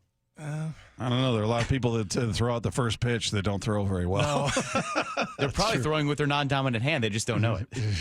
50 Cent doesn't know which hand he is. Oh, my goodness. Who was the other one? John Wall? Was that the bad John Wall? Travis Kelce has a bad one now. Last year, opening day, his was awful. Who's that? Travis Kelce threw it right into the ground. Did he? Yeah. He slipped, threw it straight down. I don't get that. I don't get that. I really don't. And you should be able to just lob it from the pitcher's mound. Maybe they can't fire a fastball, but everybody's throwing a piece of paper into a trash can. Couldn't you just? Well, and like John Wall, I'm like, didn't you ever throw a baseball pass or throw a full court pass? I'm sure he has. That's weird. Yeah, that's weird when pro athletes. 50 Cent. All right, maybe you never played sports, but a pro athlete in another sport, you got to believe they've thrown something. Yeah. You grow up throwing things. You throw rocks, dirt clods. Yeah. Or in your case, snowballs. Yeah. That's right. But yeah, I don't know where that text thing started, Lefko. I thought it was a conversation that took place when I was gone, but it was made to sound like you said you could throw a tight spiral with both hands. I just remember Mike bragging about how he's a really good quarterback and he could just put it. He said something about dropping dimes, I think. No, I didn't. I said I can throw fine. I throw pretty well with my right hand. I'm always the quarterback when we would play like pickup football on the beach. Ah, there it is. So that's not quite what got you. I thought he said all-pro. All-pro beach football quarterback. He's one of those guys, if not for this injury in high school, I'd probably be a pro. I was basically Uncle Rico. So yeah. Could throw it over those mountains. I heard they were calling him Durangelo Lefko. That's right. He's got the glove with both hands. He's ambidextrous. And then he stood up and he threw a steak at somebody. So that's what I'm talking about. That's what I'm talking about. All right. Well, hopefully. Anyway, Logan was throwing the toy to the dog with his left arm. That's how we got on all that. But he'll be pitching right-handed tonight, is my assumption, and we'll see what he's going to do. Again, I'm not gonna go nuts if he doesn't look sharp, if his command isn't there, if he gives up some runs. It's his first start back, but I don't think that road is very long for him to get back to being the Logan that we all know and love. Yeah. Yeah, and he seems like he's in good spirits and everything. So, I don't know. Bryce Miller seemed like when we talked to him down in the dugout, he seemed like he was perfectly fine and over it. And you asked him, and I think it's running as a promo now of, is it starting to get in your head a little bit? And he seemed fine. Yeah, he almost seemed relieved when we were talking to him. So that's a bummer. Yeah. And I don't think he was lying to us. I think maybe he felt great going into that start. And then who knows, third inning, second inning, he's like, uh-oh. I'm feeling that thing again or whatever is going on. Hey, if you missed any part of our show, you just want to go watch things over again, you can check out our Wyman and Bob channel on the Seattle Sports YouTube page. Search for Seattle Sports on all social media platforms to find segments like our conversations with Seahawks players, Mariner players. Everything we do on the show is right there for you, regardless of the social media outlet. We are there. Meanwhile, there was one under-the-radar key moment that took place in the Mariners' comeback win on Saturday night. We're going to hear about that when we sweep the dial. That's next with Wyman and Bob at Seattle Sports on 710. And they sweep aside Cleveland. Home sweep home. J.P. Crawford with a grand slam. Is it a sign the M's are turning the tides? Don't give up, man. We fight. We fight to the last out. Find out tonight in the first of 3 against the Red Sox. Wyman and Bob take you up to Mariners pregame at 5:30. First pitch at 6:40 on the home of the Mariners. Seattle Sports on 710 and the Seattle Sports app.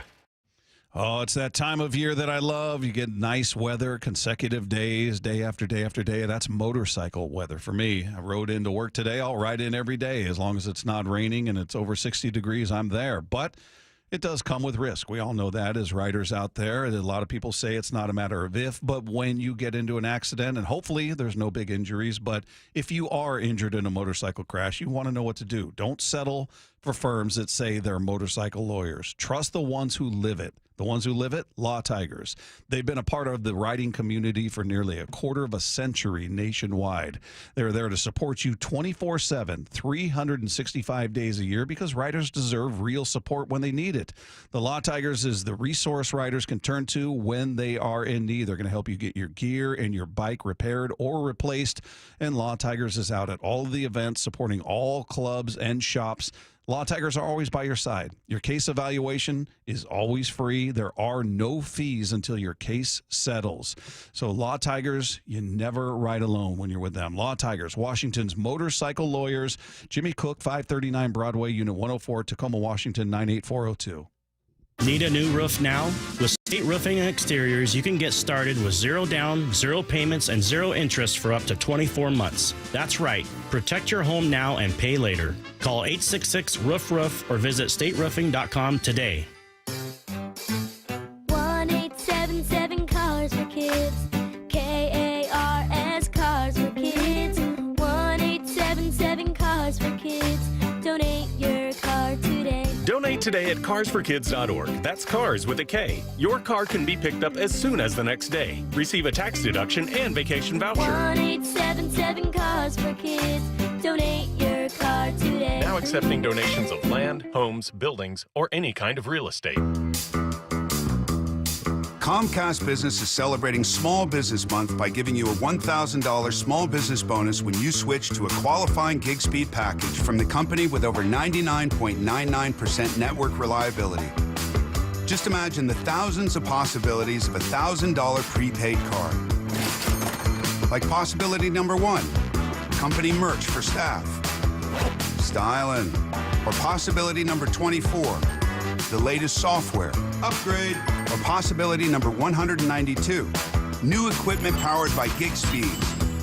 Or possibility number 555, a 3D printer. Rapid prototyping, anyone? Switch to Comcast Business for over 99.99% network reliability, advanced cybersecurity, and now get started with a $1,000 small business bonus. Comcast Business, powering possibilities. And 6/22/25. New customers only with 2-year agreement. Other restrictions apply. New Harley-Davidson street glides under $265 a month at Jet City Harley. Try it out for under $265 a month on a new street glide at Jet City Harley-Davidson. Payments based on street glide model and base color with 30% down, 96-month term, 6.99% APR with approved credit. Doesn't include freight, setup, tax, title, and license fees. See dealer for details. When businesses thrive, communities score. That's why Bank of America is the official bank of FIFA Club World Cup here in Seattle. And our more than 95 local business specialists are ready to help your business win. What would you like the power to do? Learn more at bankofamerica.com/local business. Bank of America, official bank of FIFA Club World Cup 2025. Bank of America Corporation, all rights reserved. The home of the Mariners. One hopper snared at short. On a quick hop by J.P. Crawford. That guy's a magician over there at shortstop. Seattle Sports. Download the Seattle Sports app. Hey, Green Gobbler here. So you've got a clogged drain in your bathroom. Water in the sink's overstaying its welcome. You're spitting today's toothpaste on top of yesterday's toothpaste. You hope that it go away. Yeah, clogs don't just go away. I make them go away. I'm Green Gobbler, the only clog dissolver you need.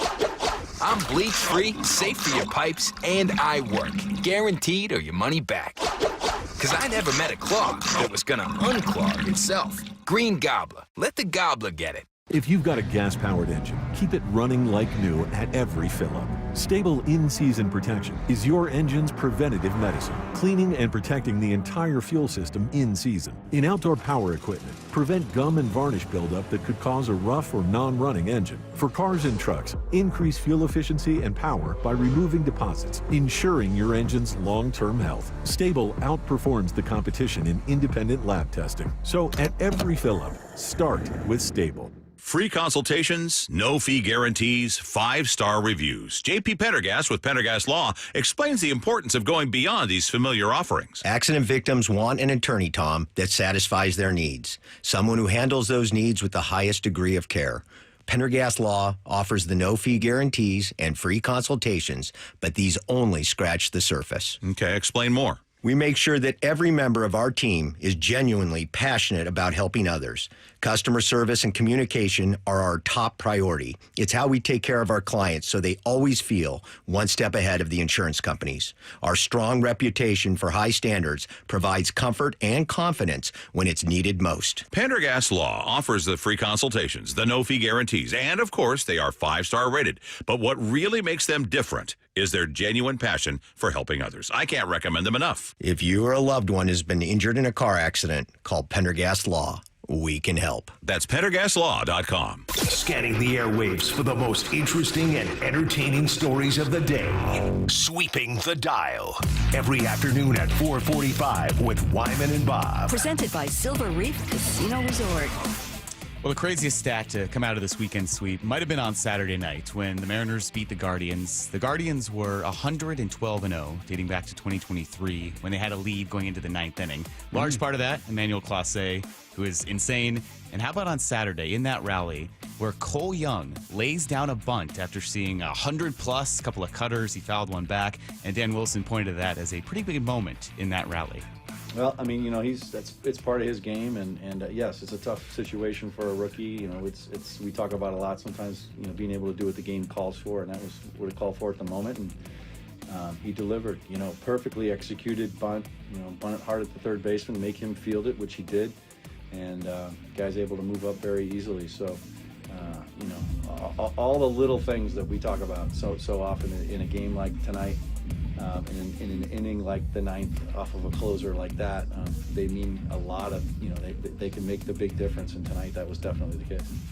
Yeah, I think that moved Demo over to third, and then he ends up scoring on the wild pitch. Wild pitch, yeah. It was huge. I mean, first of all, they know you're bunting. You show bunt, so you're allowing the corners to crash in. Bunting on a guy that throws as hard as Clase does, really hard. Yeah. And he laid it, and it's a lost art. I mean, it's amazing how many big leaguers can't bunt. And you see them attempt it, and they pop it straight up, and the catcher catches it, or they're, you know, it's just guys aren't very good at it. Yeah. And he laid down a perfect one. It was beautiful. What was that stat you threw out there? They were 102-0? 112-0. When leading after the 8th inning. Yeah. That was an amazing stat. Yeah. Insane. 30-0 this season until that when win. leading after the 8th. Yeah. I couldn't believe that. That is crazy. Well, first never of all, coughed up a lead. Well, they have, but they had then rallied. Like, even in games where they had, like, lost the lead, they had still won. Yeah. They just had not lost. And they rarely had coughed up a lead. 112-0. My goodness. incredible. Well, and for somebody to look that up, too, is also remarkable in one respect. But, yeah, that's an incredible stat. Amazing clutch ability there. Sweeping the dial. Well, Mariners president of baseball operations, Jerry Dipoto, in a conversation with Aaron and Gary on Sunday, very relevant, timely conversation, pushed back on the unfair criticism that Julio gets. I think this is the best first 2 months of a season we've seen Julio have. I say this, we've talked about it the other day internally, that there's an expectation of Julio that is sometimes just different level. And I know this because all the things we talked about at the start of this podcast with Cal Raleigh, if you go through and sort, Cal Raleigh's 9th in baseball, not among catchers. He's 9th in baseball in WAR for all players since the start of 2022. Julio's 10th, and and they're separated by like a partial win. If you look at Julio's pace, Julio's on pace for 30 bombs and 110 runs scored. Yeah, he's just having a season that's, you look at it, his average, he's hitting well over 300 in the month of June. He's been getting on base with a lot of infield. He's just beating the ball into the ground. And he's, like I said, he's becoming Ichiro. He's getting hits. He leads the team in hits. He's got a lot of hits. The average is looking better. On base looks better, but he's not doing damage. It's a little deceptive to me, looking at his numbers. And I don't think we're being unfair holding him to a standard of being a guy that goes up there and does damage. He's not a singles hitter. He's a guy who's got pop. He's a guy you expect to drive the ball, they expect extra base hits, and he hasn't really been that. So it's a little deceptive. I like it. Look, it's better than him striking out. The strikeout rate is way down, which is great, and I'd much rather he's on first because he is a guy who steals bases. He is aggressive on the base paths, but it is just, I think his numbers are a little deceptive, and I would love to see him a little more damage with what he's doing there. Yeah, it's somebody that you look at his stats and you go, it's kind of a tweener. It's kind of an in-between. And I think they were talking about at the beginning of the year of him being a 30-30 guy as far as home runs and stolen bases. He's at 10. He's got 12 stolen bases right now, 3 caught stealing. I don't know. He's just a hard one to figure out. I think Jerry's right, probably, that he does get unfair criticism, but I don't know. There was a lot of hype around Julio, and that's kind of, that goes along with the contract and everything. So that's just like his cross to bear. I think it's going to be that way for him. But yeah, I have a feeling that we're going to look back at the end of this year and go, okay, Julio had a good year. Sweeping the dial. Jeff Passan hopped on ESPN Radio last night, right after the Rafael Devers trade happened, and he, like most people, was just trying to figure out the timing, why it happened when it did. There are not many players who, right now, like big names, who are expected to be dealt before the July 31st trade deadline. And especially, that's why the timing of this Devers deal was weird. This is normally the sort of thing where you see a guy get shopped around, you get a market going, and you try and build up. And it suggests to me that the Red Sox were so enthused to get out from under that contract that perhaps we're going to see more of that coming, or do they do something with Trevor Story? Does Masataka Yoshida wind up going somewhere? Yeah, he's owed a little over $250 million still on that deal. So maybe it was strictly about the finances. He's going to be 29 years old this year. Who was it? Ryan we were talking to? Yeah, I think Ryan was saying, look, 5 years from now, that contract's not going to look good.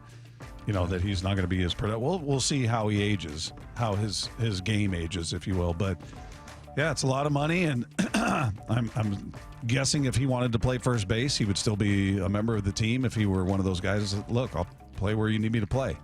I'm guessing they would have been more than fine paying him that money, but I think, the amount of money coupled with his attitude and statements of, well, do your job. You told me you don't want me to play in the field, so I'm not playing the field. Go do your job and find a first baseman.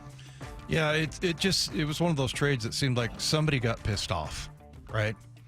Whether it's their GM or whatever, but man, he sure doesn't mind being a DH. I mean, his numbers, he leads the league in walks and then in games as well, appearances. So pretty amazing. Good timing for us.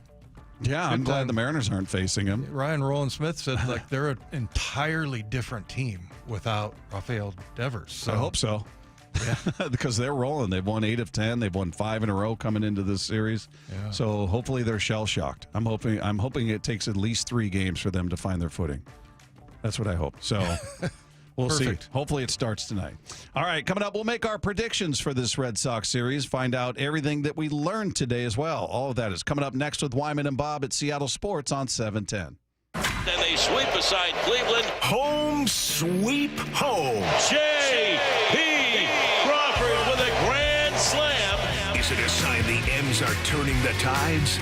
Don't give up, man. We fight. We fight to the last out. Find out tonight in the first of 3 against the Red Sox. Wyman and Bob take you up to Mariners pregame at 5:30. First pitch at 6:40 on the home of the Mariners. Seattle Sports on 710 and the Seattle Sports app. Hey, Mike Salk here with some exciting news from a family-owned business that's local here in Western Washington. Yeah, we love to root for these guys. It's Riverside Roofing, and they've once again earned the prestigious GAF Master Elite President's Club.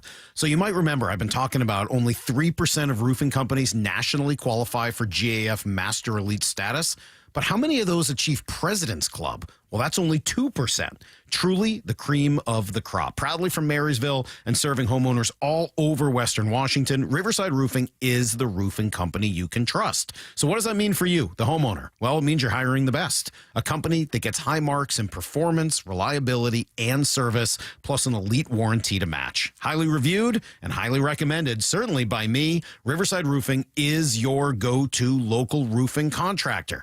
Book them now for a summer project and get that roof done fast. I highly recommend them. Go to riversideroofingllc.com. They are the roofing company you can trust. If you need to hire, you know it takes time. Well, what if you could meet with qualified candidates the very next day? Now you can with Zip Intro from ZipRecruiter. You simply pick a time and it does all the work of finding and scheduling qualified candidates for you. Then you choose who you want to talk to and meet with great people on back-to-back video calls as soon as the next day. Try Zip Intro for free at ZipRecruiter.com/free. Zip Intro. Post jobs today. Talk to qualified candidates tomorrow. How can you free your team from time-consuming office tasks? Amazon Business. Smart business buying tools enable buyers to find and purchase items fast so they can focus on strategy and growth. Free up your team and focus on your future. Learn more at AmazonBusiness.com. Check engine or ABS light on? Take the guesswork out of your warning lights with O'Reilly Veriscan. It's free. Ask for O'Reilly Veriscan. O'Reilly Auto Parts. Dave Wyman here for Harley Exteriors, a local company serving all of Western Washington for 23 years. Olympic Series windows are offered exclusively by Harley Exteriors, manufactured right here in Washington, specifically designed for our Pacific Northwest homes and climate. This is the window you want. It looks absolutely stunning, much better than a traditional vinyl window, and these windows last up to 60 years. They're going to lower your energy bills and provide year-round comfort. They come with a double lifetime, fully transferable warranty, meaning not only are you covered for glass breaking or damaged seals, it's going to help your resale and home value. Very affordable with options like 0 payments and 0 interest up to 12 months for qualified buyers. And this June, buy 3 windows and get 1 free, plus an additional $200 off your entire project. Think Harley Exteriors for windows, doors, and more in the Puget Sound. Call 8-333-HARLEY or go to harleyexteriors.com. Hey, Brock Ewart here for my friends over at Xfinity. You know, change is always happening. It's part of life. And when it comes to music, we know that change is all around us. Songs are rewritten and remade. Classics are remixed. Bands and artists, well, they come and go. Even our taste in music, as we get older, can change a bit. But no matter how things change in 5 years, there's one thing that will stay the same. And that is the price of your internet. That's right. Xfinity is introducing a 5-year price guarantee. It means you get 5 years of the most reliable Wi-Fi with their best equipment included for a price that stays exactly the same. Are you surprised? Well, life is full of them. One internet price, 5 years, guaranteed.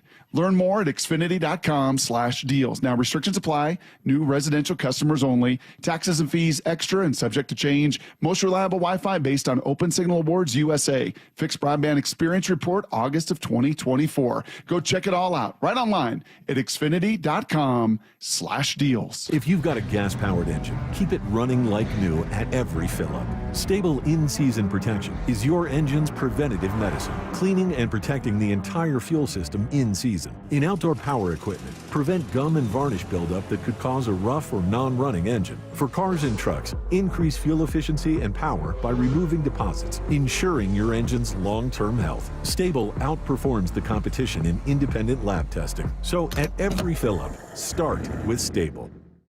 Tired of hearing scary radio ads about the IRS? Tax Relief Advocates is different. TRA is here to tell you that if you owe money to the IRS, whether it's $5,000 or $500,000, we have a solution. TRA can eliminate or reduce what you owe to the IRS with zero risk to you. We have over 1,000 5-star reviews on Google and an A+ with a BBB. End your tax nightmare today by visiting TRA.com or call 800-583-6681. That's 800-583-6681. Let's go! This is Seattle Sports. Streaming through the Seattle Sports app. KIRO AM Seattle. KIRO FM HD2 Tacoma. Home of the Seahawks, Mariners, and everything Seattle sports. Seattle Sports Snapshot. Mariners get back to it tonight, looking to extend that winning streak to 4 games when they welcome the Boston Red Sox to town. Logan Gilbert making his return from the injured list, his first start back. He takes the hill tonight against Lucas Giolito for the Boston Red Sox. You can catch it all right here starting at 5:30 with the pregame show. 6:40 first pitch, Seattle Sports on 710. Meanwhile, other games going on right now. Phillies out to a 2-1 lead over the Marlins in the top of the 5th. Max Kepler, Trey Turner with solo shots in that one for Philadelphia. The Rockies looking for win number 15 on the season. They're up 3-1 on the Nationals in Washington right now. That game in the top of the 5th.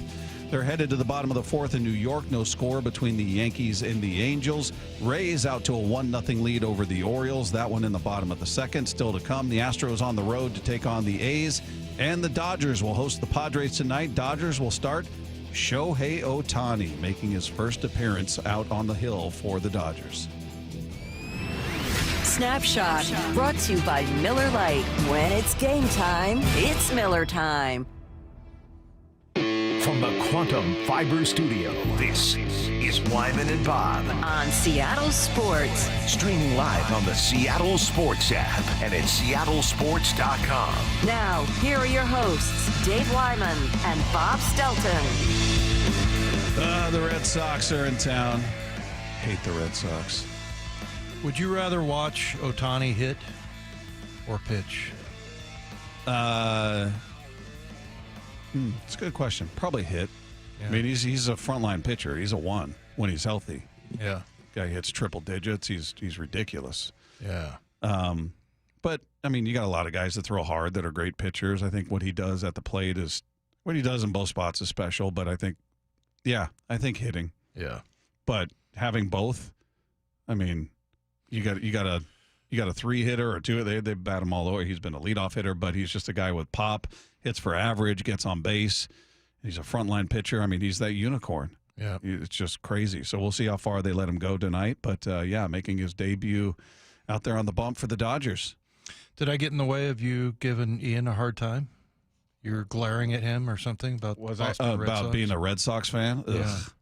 Yeah. Ugh. Are you going to these games? I'm going to all 3. Are you really? Mm-hmm. Are you going to be sporting any gear whatsoever? Yeah, I will. I mean, I'm there to support the boys. I'm not there to support the team. Which boys? All of them. The Boston boys? The Boston boys. Oh. Alex Bregman? Sure, yeah. I mean, he's not playing. But he's hurt. I still support him. We learned he's a good guy today. How about that? And he's got functional Spanish that he speaks out there. It's too bad that he's not, because I would have loved to have seen him get booed. I think people might boo him more. He would have gotten a pretty. Oh yeah. I think even more than Altuve. Yeah. You know why? Bob. It's all Bob's fault. Him inspiring hate. Yeah.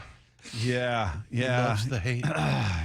By all accounts, good dude. Obviously a great player, but yeah, glad he's not playing. Glad they're not facing Devers.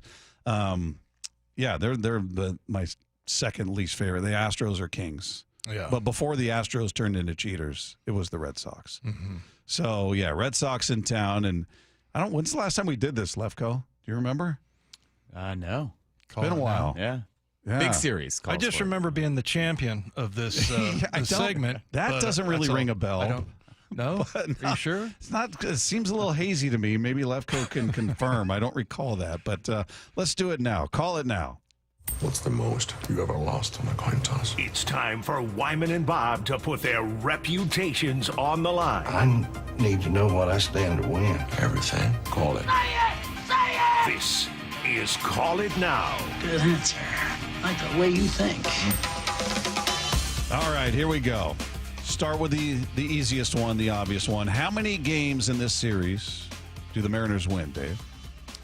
Just to further confuse people, I'm going to say 3.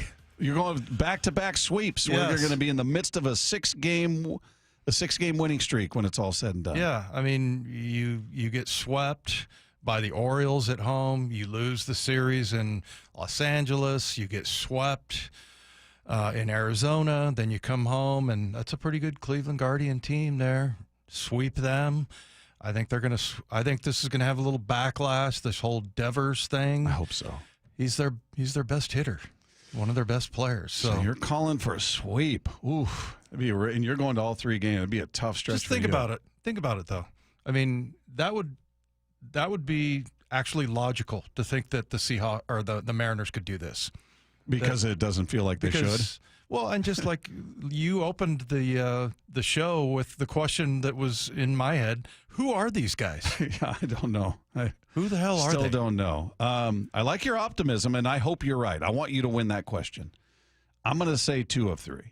I'm going to say they win the series. I think it's 2 of 3 too, just because you have Crochet on Wednesday. Otherwise, I would say Mariners sweep. Really? Boy, no faith in your boys. Momentum has been completely shot. It was never more like we are so back yesterday at like 2 o'clock, and then yesterday at 3 o'clock, it was so over. Yeah. The vibe has never been shot down that quickly. Well, outside of the clubhouse. Maybe they're okay inside. I'm hoping they're not. I'm hoping the vibe is terrible and they do get swept. But I'll go 2 of 3. I'm going to go 2 of 3 so they win the series. All right. How about this? Over under 12.5 runs scored. I'm going to go over. That's how they're gonna sweep the Boston Red Sox. So that's I'm going to take the under on there. I think it's going to be Mariners pitching. Mariners have Castillo. They got Gilbert tonight. Gilbert's actually the wild card to me because we just don't really know what to expect. But you've got him, Castillo, and Wu going in this. So I'm thinking they're going to limit the damage, and it'll be, you got Crochet in there. That's a tough one, man. That's a tough one. And the other 2, are you going to pile up runs on Giolito and Buehler? I'm going to take the under. I'll take the under on that. How about runs allowed? Over under 10.5. Under.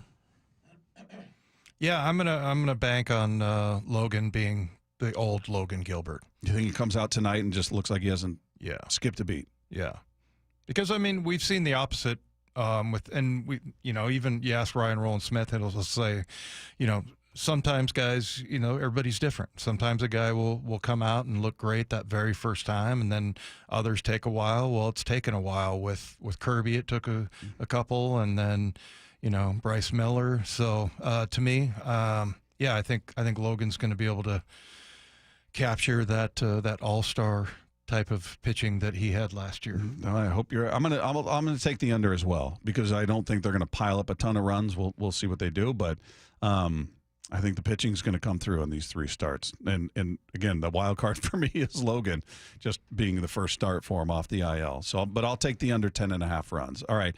J.P. Crawford has been absolutely on fire. His on base for the month of June so far, 508.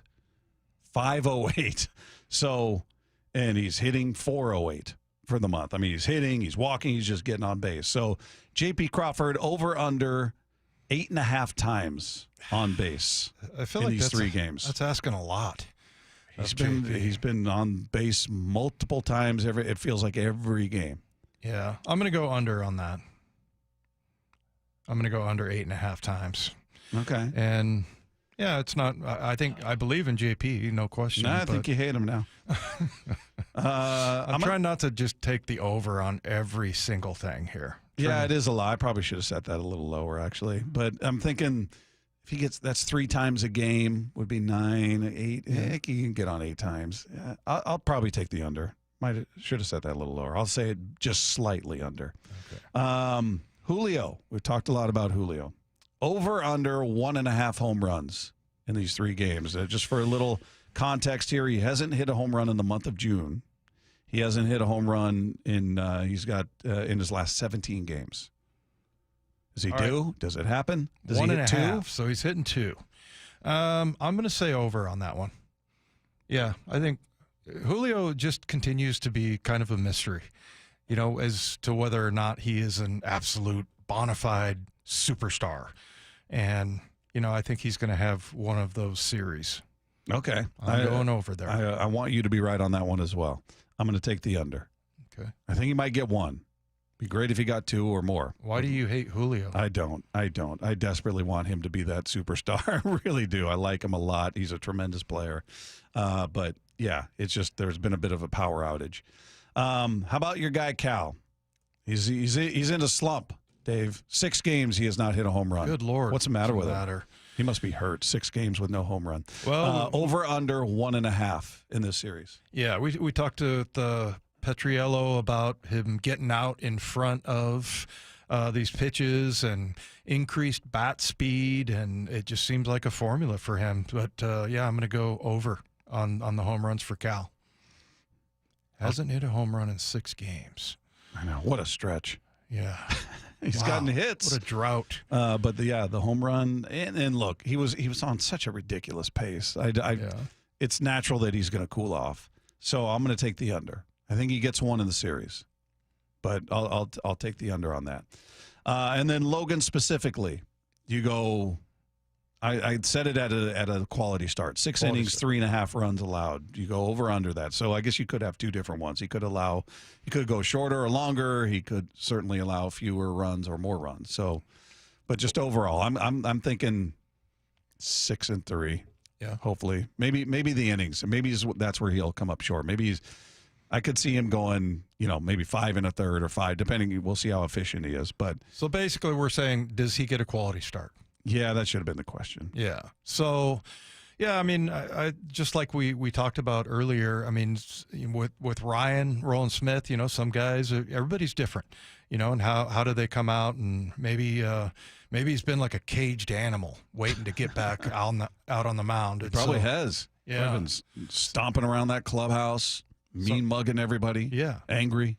You know how he is. I know he's the nicest guy, but you know what? Every once in a while, like I've seen him after they got swept, and he was walking around the clubhouse, and he looked pissed. Oh yeah, he was not smiling. Yeah, so he's got that quality with him. So I'm going to say yes on the quality start, just because like we talked to Ryan Rowland-Smith, everybody's different, and so it was a little bit different for Kirby. It was a little bit different for Miller. I mean, we're talking about Emerson Hancock, the way he started off, and that wasn't coming off an injury, obviously, but still, that was his first outing, didn't even get through an entire inning. So everybody's different, but they're due for somebody to come out and have a performance like that right off of the IL.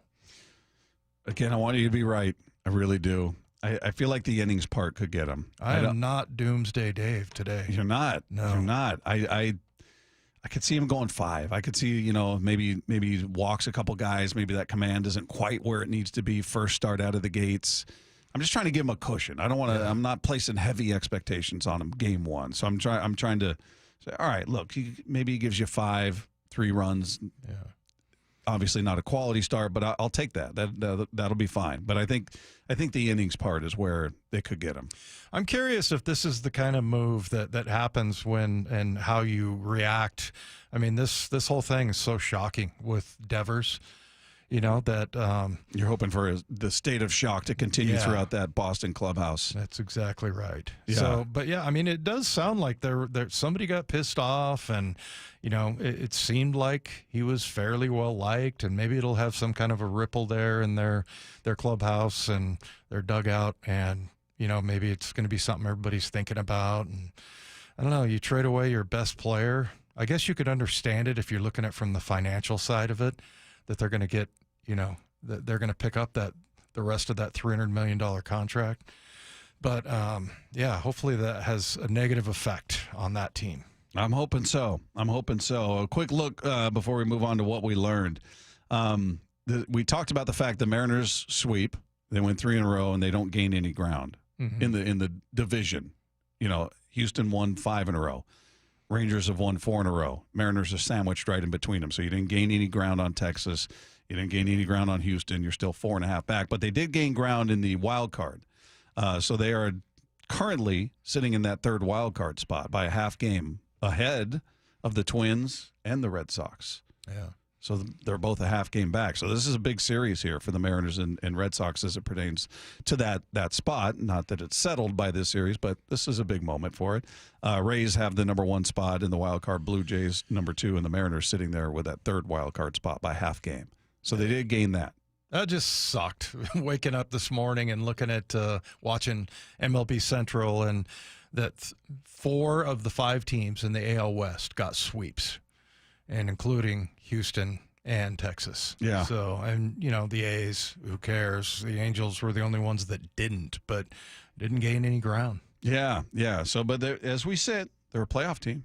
Yeah. For this particular moment, so we'll see how that plays out for them. Mariners hosting the Red Sox tonight, and the T-Mobile Park roof will most certainly be open. It's a beautiful day outside, beautiful night for baseball. That's the Mariners Roof Report, brought to you by State Roofing and Exteriors. Time to find out what we learned. This is a house of learned doctors. What you just said is one of the most insanely idiotic things I have ever heard. What did we learn today? No one's a bigger idiot than me. Stupidity is the easiest way out. What did we learn today, Lefko? There wasn't a snappy little tease there where we're all scratching our head going, what did Lefko mean by that? You got to wait till right now. So the tease is the intro to the first clip. We learned that Dave, I think, had 3 T-shirts in his closet. He now owns 4. What a great day. It was Kangaroo Court. We had the shirts on. It was sunny. First yellow shirt I've ever owned. First yellow shirt you've ever owned. Your wife, you got home and she said, what are you doing with the yellow shirt on? What is that shirt you have on? It was Kangaroo Court. You said it's a kangaroo. It looked good on you, Dave. You said it's a kangaroo with a hammer. Besides a gavel, all right? It was a gavel. Gavel, yes, we know. Hey, I mean, maybe it was a kangaroo, but it looked good on you, man. The yellow, it really complements your, I don't know. You don't know. It doesn't really compliment anything. That's the inaugural. Is this going to be an annual thing? We're going to see it every year. We're going to have a game that's got the designated Kangaroos Court there? I haven't brought it up because I don't want them to, I don't want to get the, I don't want to get the old, palm off and say, no, that was it, buddy. Hope you enjoyed it. That's it.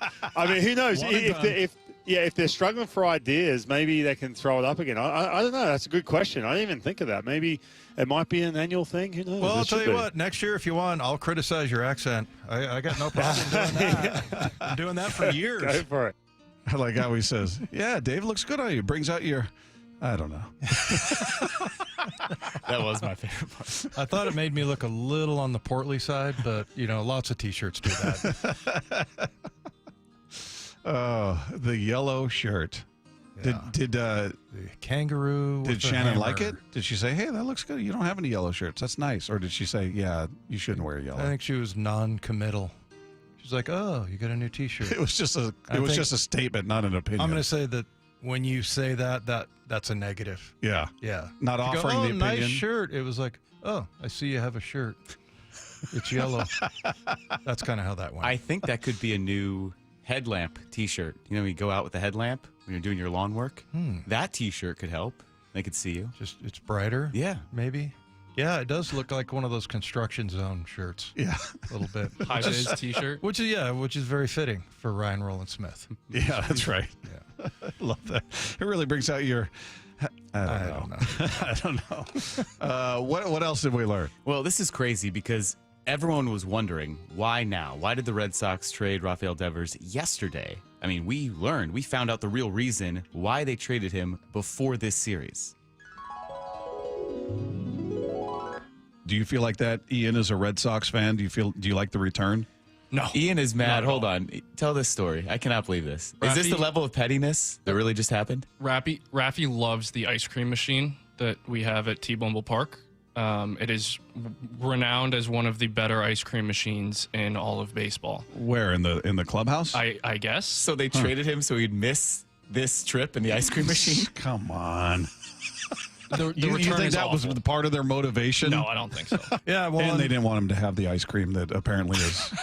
I didn't know anything about the reputation of the ice cream in the clubhouse there. I wonder if it's the same one that we get. I was going to say, the press box ice cream's that good. I get, and I put Dr. Pepper on it.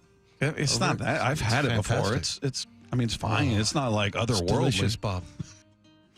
Yeah, somebody was texting in like a serious manner, like, do you really put Dr. Pepper on there? I'm like, yeah, that's right.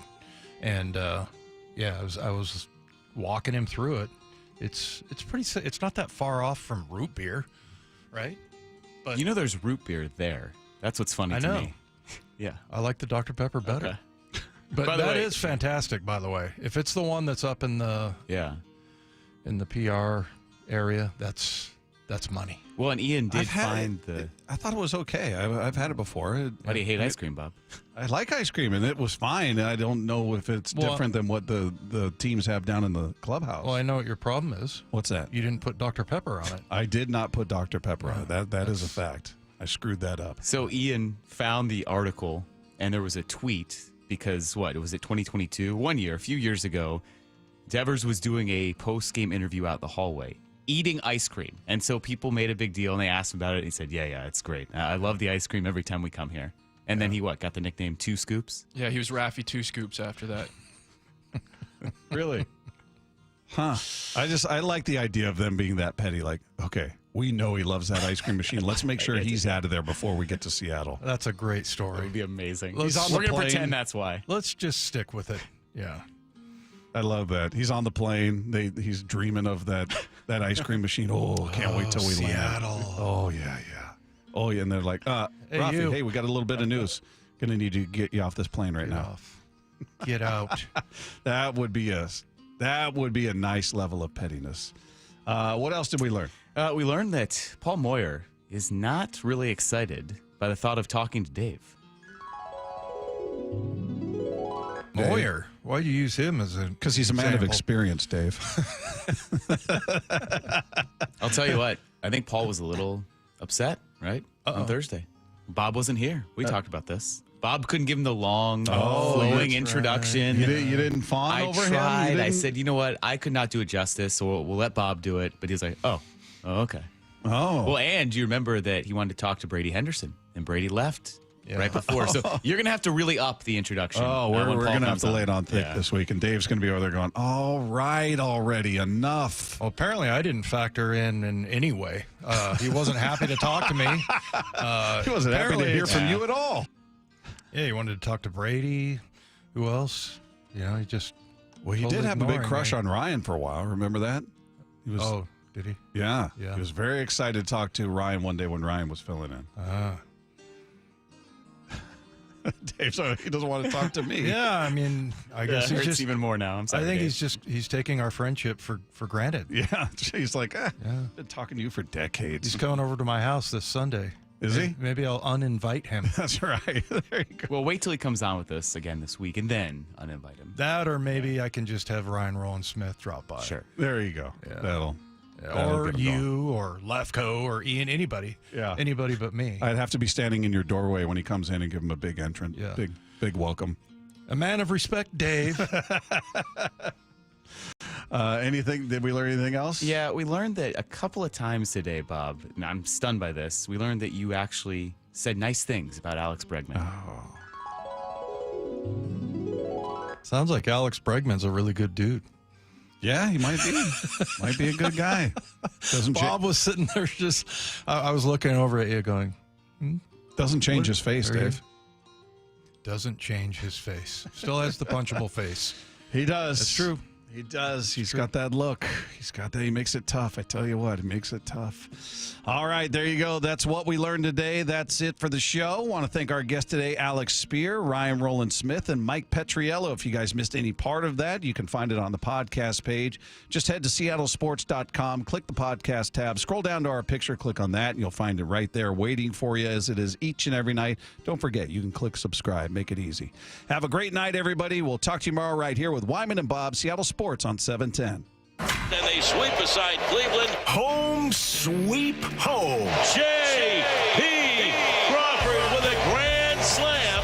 Is it a sign the M's are turning the tides? You know, don't give up, man. We fight. We fight to the last out. Find out tonight in the first of 3 against the Red Sox. Wyman and Bob take you up to Mariners pregame at 5:30. First pitch at 6:40 on the home of the Mariners. Seattle Sports on 710 and the Seattle Sports app.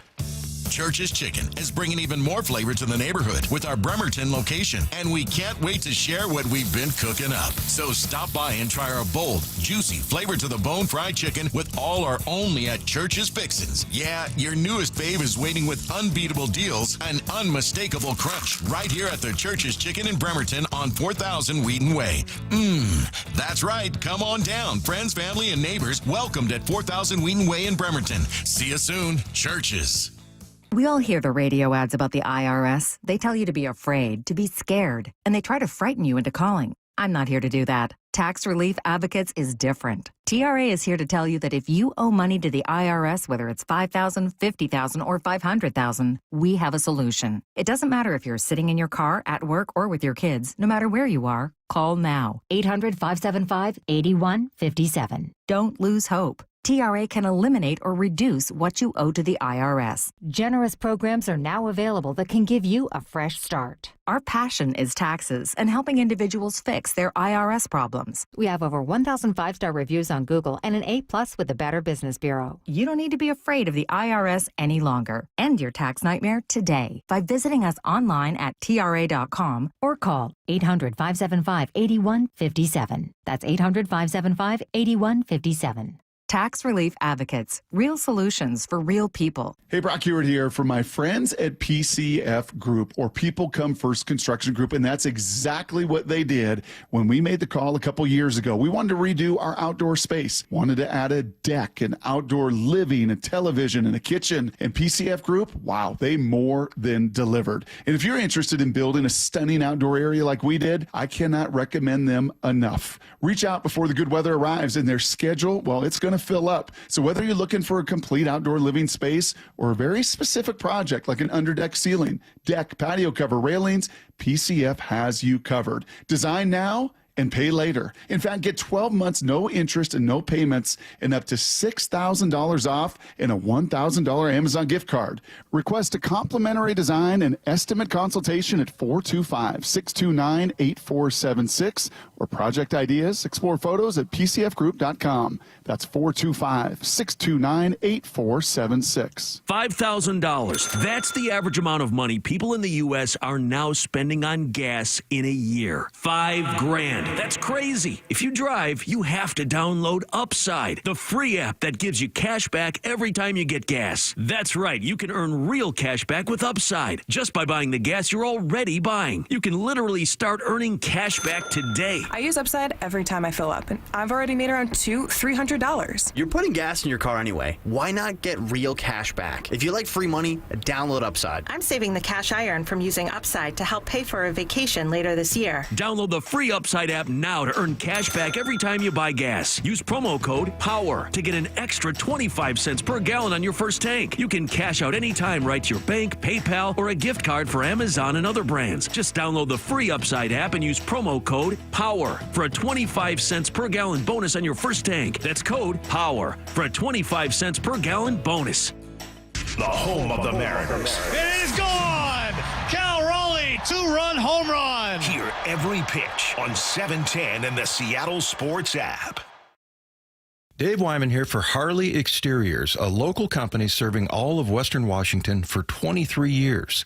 Olympic Series windows are offered exclusively by Harley Exteriors, manufactured right here in Washington, specifically designed for our Pacific Northwest homes and climate. This is the window you want. It looks absolutely stunning, much better than a traditional vinyl window, and these windows last up to 60 years. They're going to lower your energy bills and provide year-round comfort. They come with a double lifetime, fully transferable warranty, meaning not only are you covered for glass breaking or damaged seals, it's going to help your resale and home value. Very affordable with options like 0 payments and 0 interest up to 12 months for qualified buyers. And this June, buy 3 windows and get 1 free, plus an additional $200 off your entire project. Think Harley Exteriors for windows, doors, and more in the Puget Sound. Call 8-333-HARLEY or go to harleyexteriors.com. Hey, Brock Ewart here for my friends over at Xfinity. You know, change is always happening.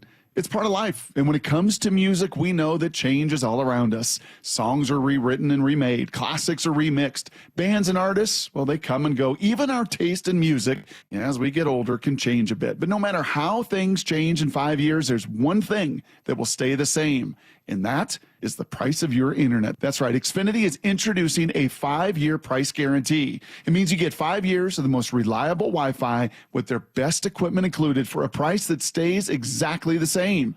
Are you surprised? Well, life is full of them. One internet price, 5 years, guaranteed. Learn more at Xfinity.com/deals. Now, restrictions apply. New residential customers only. Taxes and fees extra and subject to change. Most reliable Wi-Fi based on Open Signal Awards USA. Fixed Broadband Experience Report, August of 2024. Go check it all out right online at Xfinity.com/deals. Let's go! This is Seattle Sports.